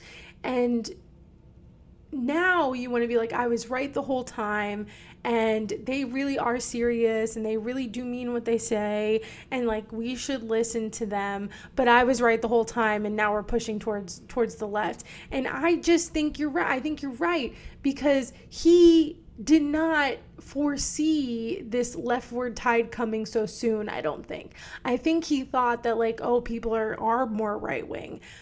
And I don't think he thought that this leftward push would come back. And now that it is, I think you're right. He's kind of scrambling, and he has to save himself, and he has to save his reputation. Because now, if none of these people mean what they say, if all these people that he was trying to have a beer with are just lying, then what does that make him?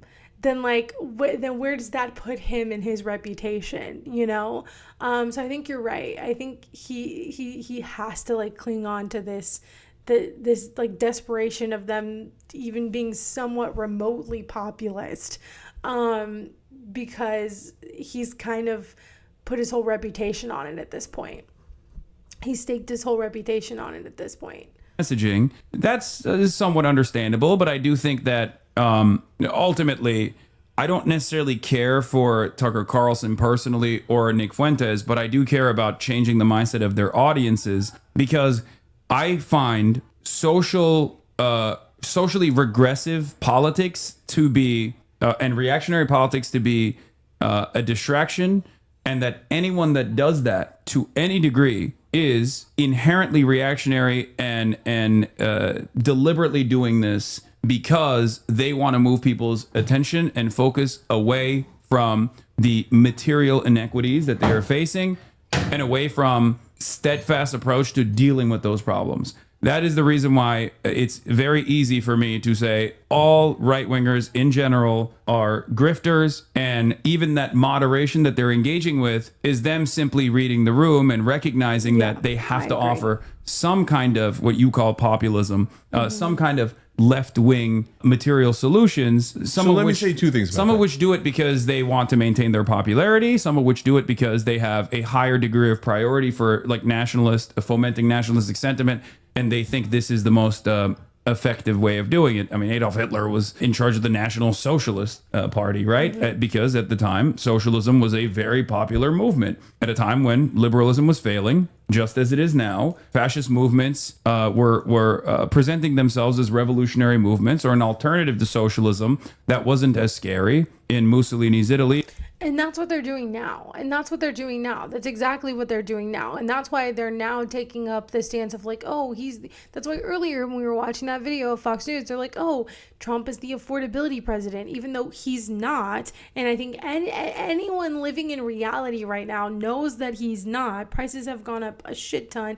And groceries, like he likes to say, are extremely expensive. Housing is outrageous. He's not the affordability president, but they're trying to take up, which is why I think he wanted to get along with Zoran. They're trying to take up this leftist view of things almost, or it's hard to explain, but they are using like leftist verbiage and platforms and kind of like twisting them into their own like fascist nationalistic outlook or plan. That's what they're trying to do. And it is very similar to how they did it in Germany, where they were saying, yeah, we're the National Socialists, and they did do things for the white German citizens. Like they had like, of course I don't think it was called that back then, but they had like third places, they had a lot of activities people could do. And so I do think that that's what they're trying to do. They're trying to take leftist like words and verbiage and platforms and twist them into their like nationalistic platform. And that's what they're doing, which is why it scares me. And we've been saying that Trump has been doing this when he was running this whole entire time, and that he didn't really mean any of this. Everyone on the left has, and it's been true. It was bringing about a synthesis, as he would call it, of socialist sentiment, but also protecting the petite bourgeoisie. Okay, so look, me, you, and maybe whoever it is that we want to assign as the avatar for nationalism. Well, you think it's Tucker, maybe it's Fuentes, maybe it's Megyn Kelly. I don't care, right? My point is, we might all have different agendas for what happens once we get out of the woods, right? Once we break out of the prison, to use a couple of different analogies. But we got to break out of the prison first. And once we break out of the prison, you want to go towards more socialism. Somebody wants to go towards more nationalism. I want to go towards democracy, free markets, etc. Right? So, okay, but first we got to break out of the prison. So if you say to me, hey, let's say But this is my other problem. We can't agree on what the problems are. And so how are we supposed to break free of this system when, first of all, the people like Tucker Carlson and Marjorie Taylor Greene and all these people are not honest actors. They don't honestly want to break out of this prison. They don't honestly want to break this system. They're just saying it because that's what's popular to their voters. They don't actually want this shit. It's not what they actually want. They're not honest actors. So they're not going to actually work with you. They're not going to go to some rally to dismantle the systems of oppression. Okay, they're not going to do that. They're like, and that's what I'm saying. Like, what do you think is a prison, and what do they think is a prison? And so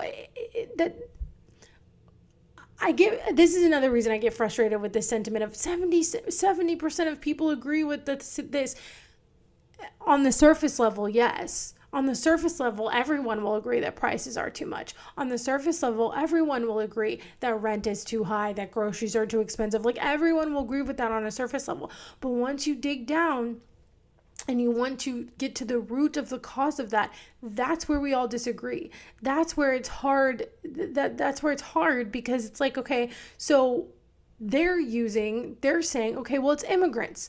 Immigrants are the reason that you can't afford housing, because there's just not enough housing to go around and they need to be housed, which is not true. That's not true. But they are using that. So how do you work with, like, I just, like, it's frustrating to me, because how do you sit here and be like, oh, well, we can work together and worry about them using immigrants and trans people as a scapegoat later, and just work with them to do what?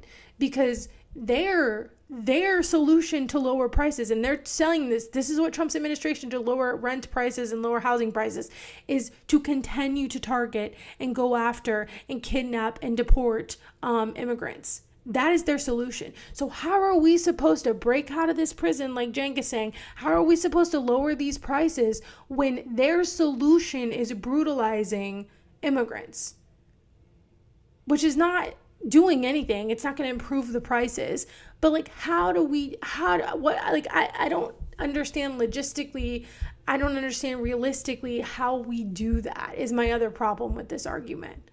Tucker, he has a hidden agenda, and it's nationalism. And it's not even hidden. Yeah. It's okay, not. whatever. And he'll say to you, and you don't, to be fair to you, you don't hide that your North Star is more socialism, right? Yeah, because there's a difference between those Yes. two concepts. Yeah, I get Yes. it. One is good. The other is an incredibly It's fascistic. deadly, self-defeating, suicidal ideology. Yeah, I don't love socialism. And again, it depends on what we mean. If we mean Northern Europe, then I kind of do love socialism.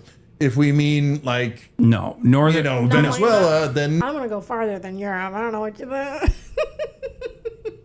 No, I don't think they have enough socialism. Like, I think they're living much better lives than like Americans. But do I think? Well, just like Canada, I think we were talking about this the other day. Like, I feel like Canadians are living much better lives than Americans. But I feel like you all still have a lot of problems that we have because you still have capitalism. You just have more social safety nets than like we do, you know? Even though I think they are slowly trying to take those away from you as well. So, you know, yeah, I think we should go farther everywhere. no, I don't love socialism. Yeah. And I get it. I don't want to get into that Socialism distinction. is an economic organization of or socialism is a different organization of the economy. Venezuela and Norway actually have not even comparable degrees of socialization or nationalization. Norway actually has a higher Sorry, that was my phone. It was my bedtime reminder.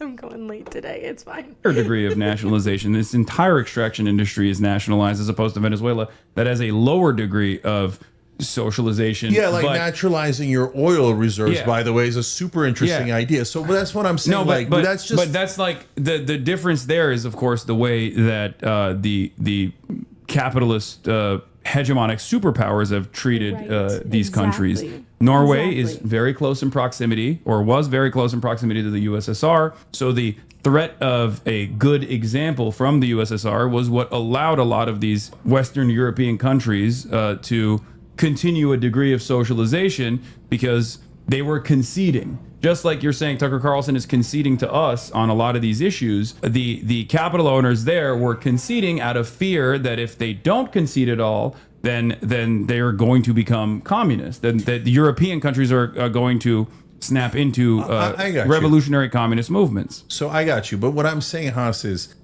so socialism, we can have a great, wonderful debate about how mixed our economy should be. And whereas nationalism goes towards authoritarianism, and I'm Yes. never going to agree to authoritarianism. So I get it. I get that they're not the same. And I get that even though I might not agree with either, I'd rather lean to one side than the other for sure, because I don't want anything to do with authoritarianism. What do you Now- mean by that? Authoritarianism, like socialism leading to authoritarianism, No, nationalism. or leading to- nationalism leading to authoritarianism. Yeah, nationalism almost always leads to authoritarianism. Well, it's because Yes. it's because you have to eradicate, like, nationalism or fascism has a in-group out-group dynamic, and there are inalienable characteristics that must be excised forcibly from society. So of course that is the reason. He said he's got to be playing dumb. I don't know if he is. Like, a part of me thinks he has to be, right? Like, this just has to be him trying to save his reputation, right? Like, him trying to vouch for Tucker Carlson or Nick Fuentes has to be him just trying to save his reputation, right? Because he's staked his reputation on, we just can have a beer with him. He's gotten ridiculed online for it. And now, instead of admitting maybe he's wrong, he has to sit here and, like, actually, like, try to believe them, which is, like, weird to me. I don't know. It's I don't know. I don't know, man. I don't know, man. I think when you start taking money from billionaires, when you start taking money from Polymarket, and then apparently I was watching the Vanguard, there's this new app that like PBD's on where you pay like $1,000 a minute to like interact with them. Apparently Anna's on that now. I think when you have that mindset, which is like a capitalist mindset of like, I need to grow and I need to do all these different things to grow and to make money, then it's not about you sharing your opinion anymore. It's not about independent media anymore. It's not about any of these things. Like, you're just trying to grow your brand and you're making decisions based on growing your brand and not on your actual like foundational beliefs, you know? And I think that's what Cenk has been doing. And I think they're running into a lot of problems doing that because people on the left, that just doesn't sit with them very well. And it's hard. Like, it is hard because, like, you know, when you do stuff like this, you want to make money, of course, because you want it, you know, especially him, because that's like his livelihood. You know, you want it to be your livelihood, but you just can't make decisions based on that. Instead of like, you just have to have foundational principles, I think. And you need to stand on those and make decisions based on that. And I think Cenk has not been. And why it has to be violent. That's why I'm never going to agree with nationalism. That's why I'm saying that's why I'm on the left. Yeah. So I'm closer to you than I am to a nationalist by a lot, right? Because nationalism you're right, is either white or Christian, or by the way, it could be in a different country, Muslim or Jewish or black, whatever. But it's nationalism is exclusionary by definition. Non-white nationalist movements have usually been in the global South, or at least historically, have been liberation movements in general. Like Pan-Arabic nationalism, Pan-African nationalism. These are not the same as like the nationalism that you see in nationalism is understandably something that people hate and despise because it's in Western Europe or in America. It's the in-group that wants more domination and not the dominated population's emancipatory movement. Like, I don't think you would disagree with like the FLN or something like Algeria. The decolonial initiatives in Algeria would be considered nationalistic because until they take over, right? So like if they went, so whoever's in power, it's past super that point easy. you have a nation state, right? Exactly. Yeah, whoever's in power, if they're the majority and they do exclusionary nationalism, then obviously I'm going to be against it because I'm inclusive, not exclusive. Yeah. Okay. So all right, I'm gonna pee real quick. We'll finish this video. Okay. Well, we're gonna stop watching that because honestly, you all were right. It was kind of mild and a little boring. The last thing we're gonna look at are the Cenk tweets. Him and Laura Loomer are apparently going at it on Twitter, so that's fun. So let's look at that real quick. Remember when justice was coming? No, it's really just such a wild thing because I used to watch TYT. Like I used to really like TYT. I like to say, you know, a lot of people went down the right wing pipeline. I went down the left wing pipeline, and I used to watch TYT all the time, and seeing the difference between Cenk now and like before is just a wild turnaround. And I think the only thing that can explain that is, like I was saying, is he is a capitalist and he's making decisions based on profit, not based on any like foundational values or principles that he might have, which I think is the reason why like he's running into these problems and the reason why he changed up so much. Okay, so let me change what I'm sharing. Let's see, maybe. Okay, or. Okay, here we go. All right, I'm having a hard time right now.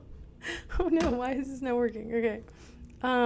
Okay, here we go. Sorry, I had them open in a different tab so I could like find them while we were watching the video. Okay, so let's look at, I don't know who started this. So let's look at Cenk first, I guess. So him and Laura Loomer, so Cenk and Laura Loomer are having a fight on Twitter right now. And apparently it's because Cenk was defending Nick Fuentes. So that's kind of, that's what's going on right now. Apparently it's happening like right this minute, so I don't really know anything. Okay, here we go. I think there's like a helicopter or something above me. There's something happening and I don't know what's going on. Okay. Let's see.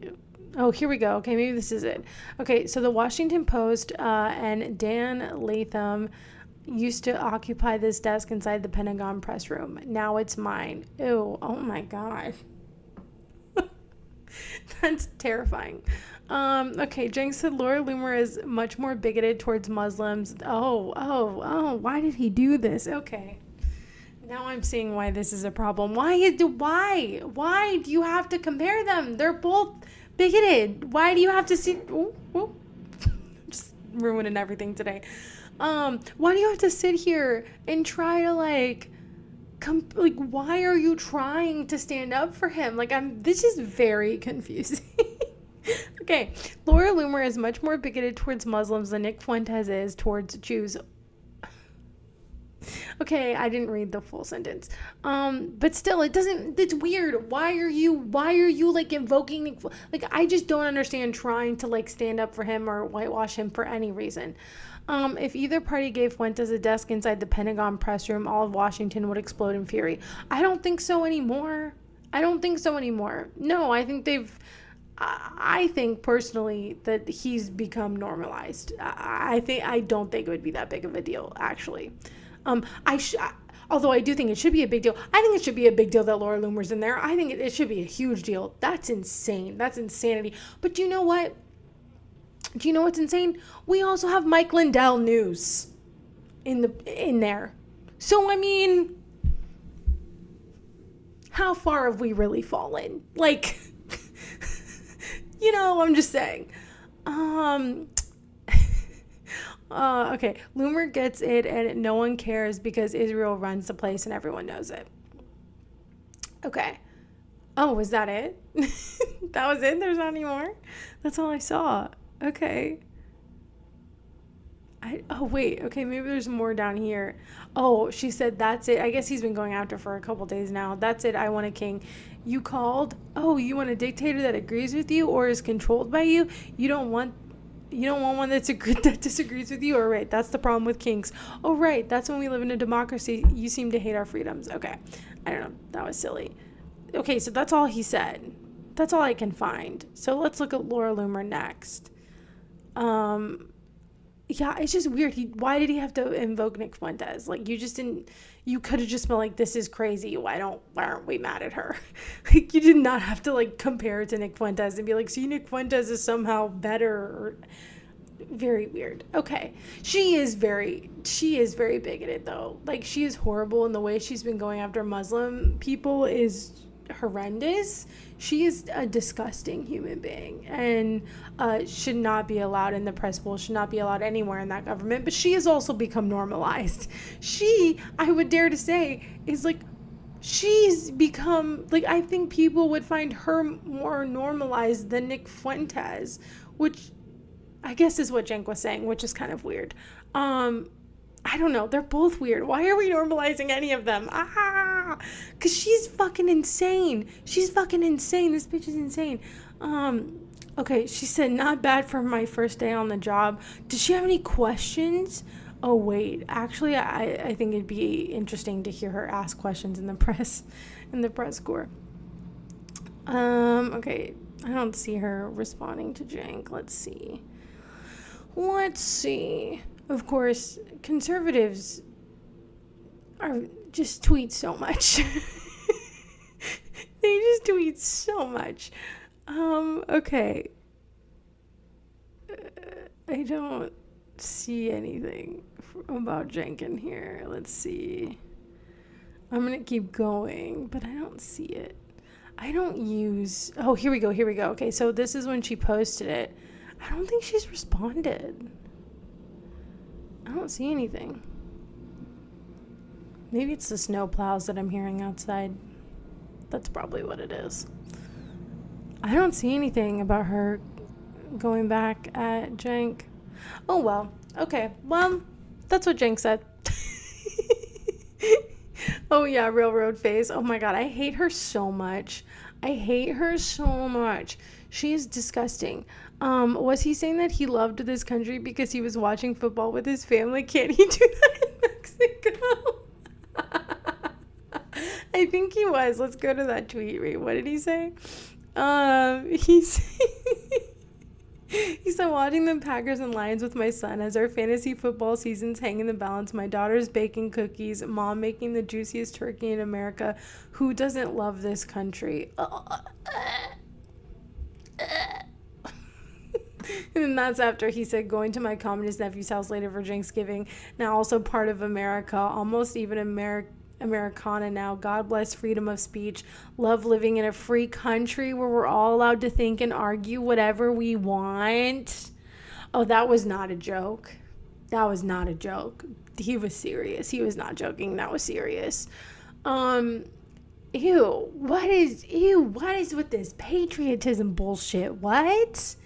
I'm sorry. I just hate it. I hate this shit. I hate when people are like, we're a free country. We're the freest country in the world. We're a free country. We're allowed to think and argue whatever we want. Not all of us. Not all of us. Not all of us.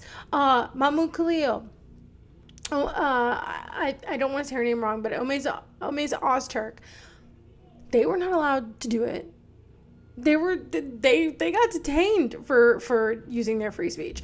And I have a sticker on my laptop that says your freedom is an illusion, because it is. Okay, saying we're the freest country in the world is bullshit. It's bullshit. And there have been multiple organizations that have like ranked countries based on like freedom and stuff like that. And we do not rank in the top. America does not rank in the top. Okay. So I hate this patriotic bullshit because it's not true. Because it's not true. Okay. You want to say I love America? What?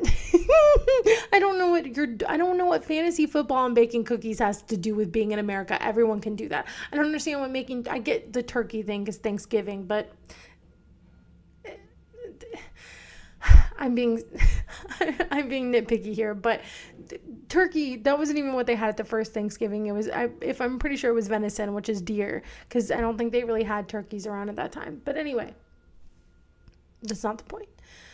The point is that I don't like this, and I feel like it's like conservative baiting. He's like baiting conservatives with this. You know what I'm saying? Like he's trying to bring in conservatives, and I feel like, or like conservative whistling or whatever. Like that's what this is.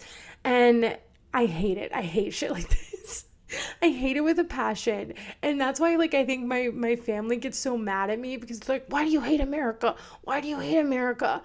Like, this is the best country in the world. Why do you hate America?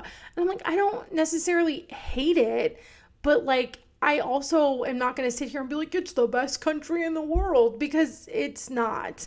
Because factually, when we're talking about like facts on the ground, it's not. And so I'm not going to sit here and fall for this nationalistic propaganda that we've been taught our entire lives when it's not true. I didn't believe this shit when I was younger. I was one of those kids that never wanted to say never wanted to sit there and do the Pledge of Allegiance. I thought that was silly. I didn't know why we had to do it every day. And now I don't do it. Now I don't do it. Now I refuse to do it. I don't do the Pledge of Allegiance. And I think that's why my dad got mad at me when we were at when we went to the AirVenture thing in Oshkosh, because they do the like, you stop and you take your hat off and you do the Pledge of Allegiance, and I didn't do it. Because I'm not going to pledge allegiance to what? No. No, I never understood it growing up. I never liked it growing up. And I still am like, I still have a lot of animosity towards it. And so, no, I'm not going to sit here and like act like this country is the best that there is. No, there are other countries. There are other countries that are doing things better than us, that have better like work-life balances, like that have better like happiness scores, that have better benefits and all sorts of stuff. Like, we are not the best country in the world. We're just factually not.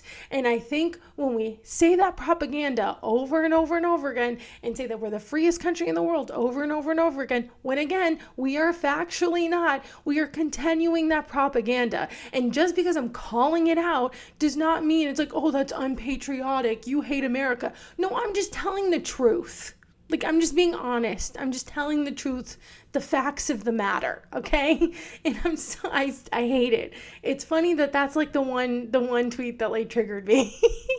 Is that like, I hate it. It's so, and it sounds so disingenuous too. It's just like, oh, living in the freest country in the world. We're not. What are you talking about? Oh my God. Okay. We got both in Canada. You don't have to hand it to Nick Fuentes for anything, Cenk. Exactly. I think that's what my point was trying to be. Is like, you don't have to like give it to him at any point. You don't have to whitewash him at any point. They're both bad.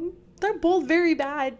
They both should not be allowed in the press corps in the White House. You can say that. You can say that they're both bad, that they both should not be there, that there should be outrage, that there should have been outrage that Mike Lindell TV was there, okay? Like, that's what my point was trying to be. It's like, okay, we should have had outrage months ago. There should have been outrage months ago, all right? Because this has been slowly deteriorating from the beginning of the year, all right? So there should have been outrage, mainstream outrage about this at the beginning of the year. Okay. Oh my God. His ideas are so shallow. They really are. I didn't see her respond, but I thought it was wild as fuck that Cenk would defend Nick Fuentes to attack Laura. No, it is wild. And it just like, you don't have to do that. Like, you don't have to give it to a Nazi. You just don't. Like, you don't. It doesn't make you look any better, and it doesn't make any sense. Like, I guess I get what he was trying to say, but like, neither of those two people should be normalized. Neither of those two people should be anywhere near power or power. And yet both of them have had personal time with Trump. Both of them. So I would argue that they were already normalized. They've already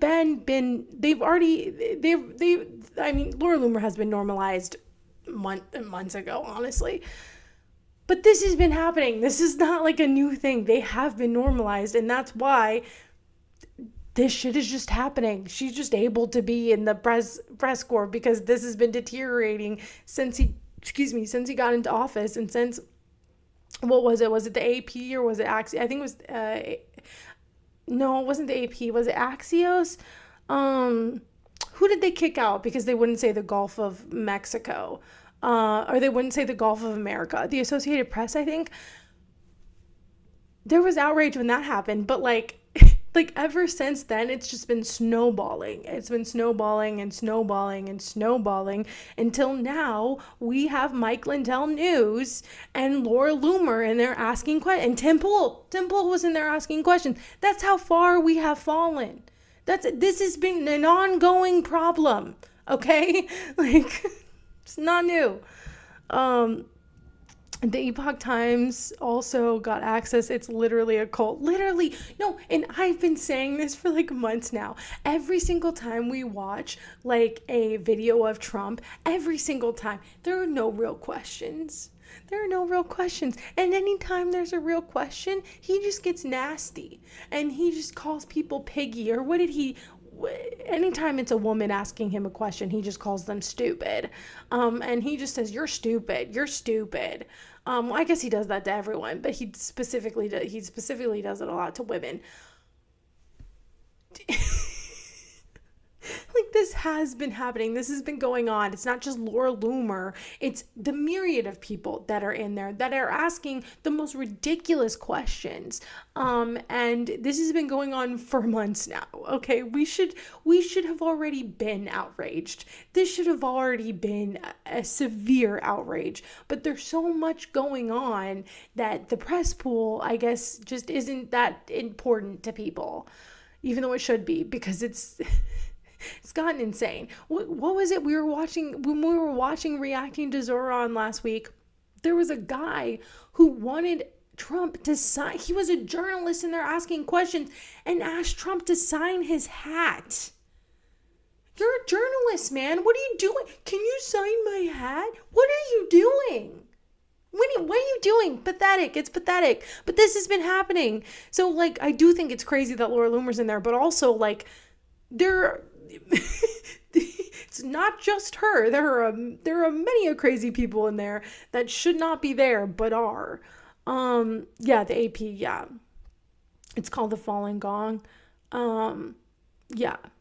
Canadian football, Canadian Thanksgiving, they are different, but we got them too. That's also my favorite thing of, like, in America, we're always like, America, you can only do this in America. And I'm like, that's not true.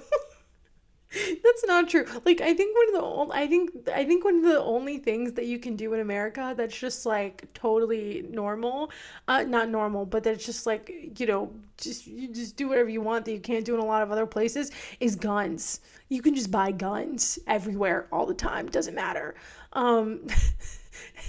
That's one thing that, yeah, we kind of do have that over other people. It's not a good thing. It's actually a very bad thing, and it's causing a lot of harm in our society.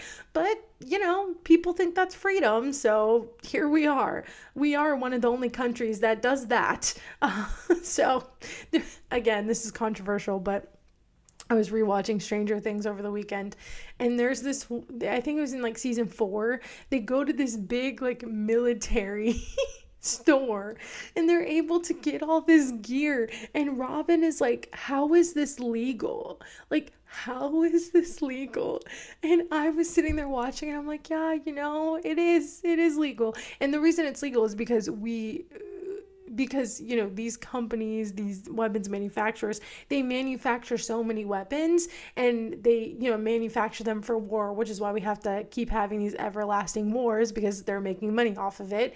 And what happens is they don't use all of it. They have a surplus. And so that's how our police get it. And that's how, police get militarized, and they have all these weapons and shit that they don't need, but they have. And that's also how they get on the streets, and why, like, this is, a lot of this stuff is easier to buy here, and there's less regulation here, is because they want people to be able to buy that surplus. And so it was just funny watching it, because I was like, man, this is wild. This is wild, because it is really just like, it really is just like, you can buy whatever you want. Who cares? Who cares what you're going to use it for? Just buy whatever. It's not like these things are meant to kill people or anything. Do you know the dance show, Sean Yoon? Oh, yes. Yes, I've never seen it, but I do see the posters and stuff around about it, and I know that it's I didn't know what it was, but I have since learned that it's like fascist propaganda. Which is wild. I think, right? Am I correct? I've never seen it. But I'm pretty sure that's what it is. I don't know, though. Oh, man, I am getting tired. I'm going to have to get off soon. Yeah, it is 10:40. This is a long stream, but it was fun. It was a very fun stream. Sorry if CENKSGIVIng was a little boring. I was so excited to react, but it kind of was a little mild and boring. But I will have a video out this week. I'm still deciding what I want to talk about. I think I'm going to talk about that girl at Oklahoma University who got upset with her professor, her teacher, because she got a 0 on her work, what she should have got a 0 on. And she went to Turning Point USA and said that it was like they were doing it because she was a Christian. So I think I'm going to talk about that because that seems really interesting, but there's a lot of things I want to talk about, so we'll see. Yeah. Well, all right. That was our stream for today. Thank you so much for watching. If you're in an area that's getting snow, please stay safe. It is definitely not safe out here in St. Louis, in Missouri. So be careful because the roads are icy. If you're in Nashville or in if you're in Nashville, it's not Tennessee. If you're in Nashville, please vote tomorrow. Or if you know people in Nashville, please vote. And yeah, love you all. Yes, stay safe and warm. Yes, thank you. Yes, I hope you have a good night too and stay safe. Yes, weather has taken a turn. So yes, everyone stay safe. Stay warm. You like the cold. That's funny. I get it though. I get it. Especially if you're in Canada, you probably like the cold. That makes sense. I get it. I'm like in the middle. I like 70 degrees, you know? I don't like it when it's too hot. I don't like it when it's too cold. Anyway, I'm rambling. I need to find a way to get my prescription tomorrow because I've been a hot mess and I've been all over the place today. Anyway, thank you so much for being here. I love you all. The problems with ADHD. Actually, one second. I'm going to go on a rant real quick here. It's going to be really short. But getting ADHD medication is like one of the most insane experiences in your life. I don't know, it's not the one, I'm being dramatic. But it's such an insane experience because it's so difficult to get every time. And every single time I try to get my prescription, it's like very strange. And I feel like I have to always like fight to get it. And I always feel like I feel like they think I'm like not sincere in needing this medication because it's such a hassle to get it every single time. And anytime I try to like reach out to people, I'm like, they're gonna think like, you know, because you have to sign all these documents of like, I'm not selling it, this is just for me when you get medicated for ADHD. And it's just so much, and it's just this weird, God, I hate it. And so it's been really difficult with the snow and with everything to get my prescription recently. And so I just like haven't had any for a week. So I don't know. It's not a fun experience when you have to get like ADHD medication. They treat you like, because it's like methamphetamine, so they treat you differently. I feel it's like very weird. I don't know. Anyway, I'm experiencing it. At 70C you are dead. I'm at like 70 degrees. I forgot it's different here. That's the other thing. Why is it different here? Okay, anyway, I'm gonna stop talking. All right. Because I could go on these rants forever. Maybe I should do that one day, just like a talk and hang out stream. We'll do that one day because I could talk forever. I can yap. Anyway, thank you all so much for being here. I love hanging out with you all.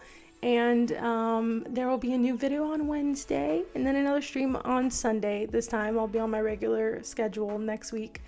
And yeah, I love you all and good night. Thank you to my members. Love you very much. And I will see you all in my next video on Wednesday. Bye.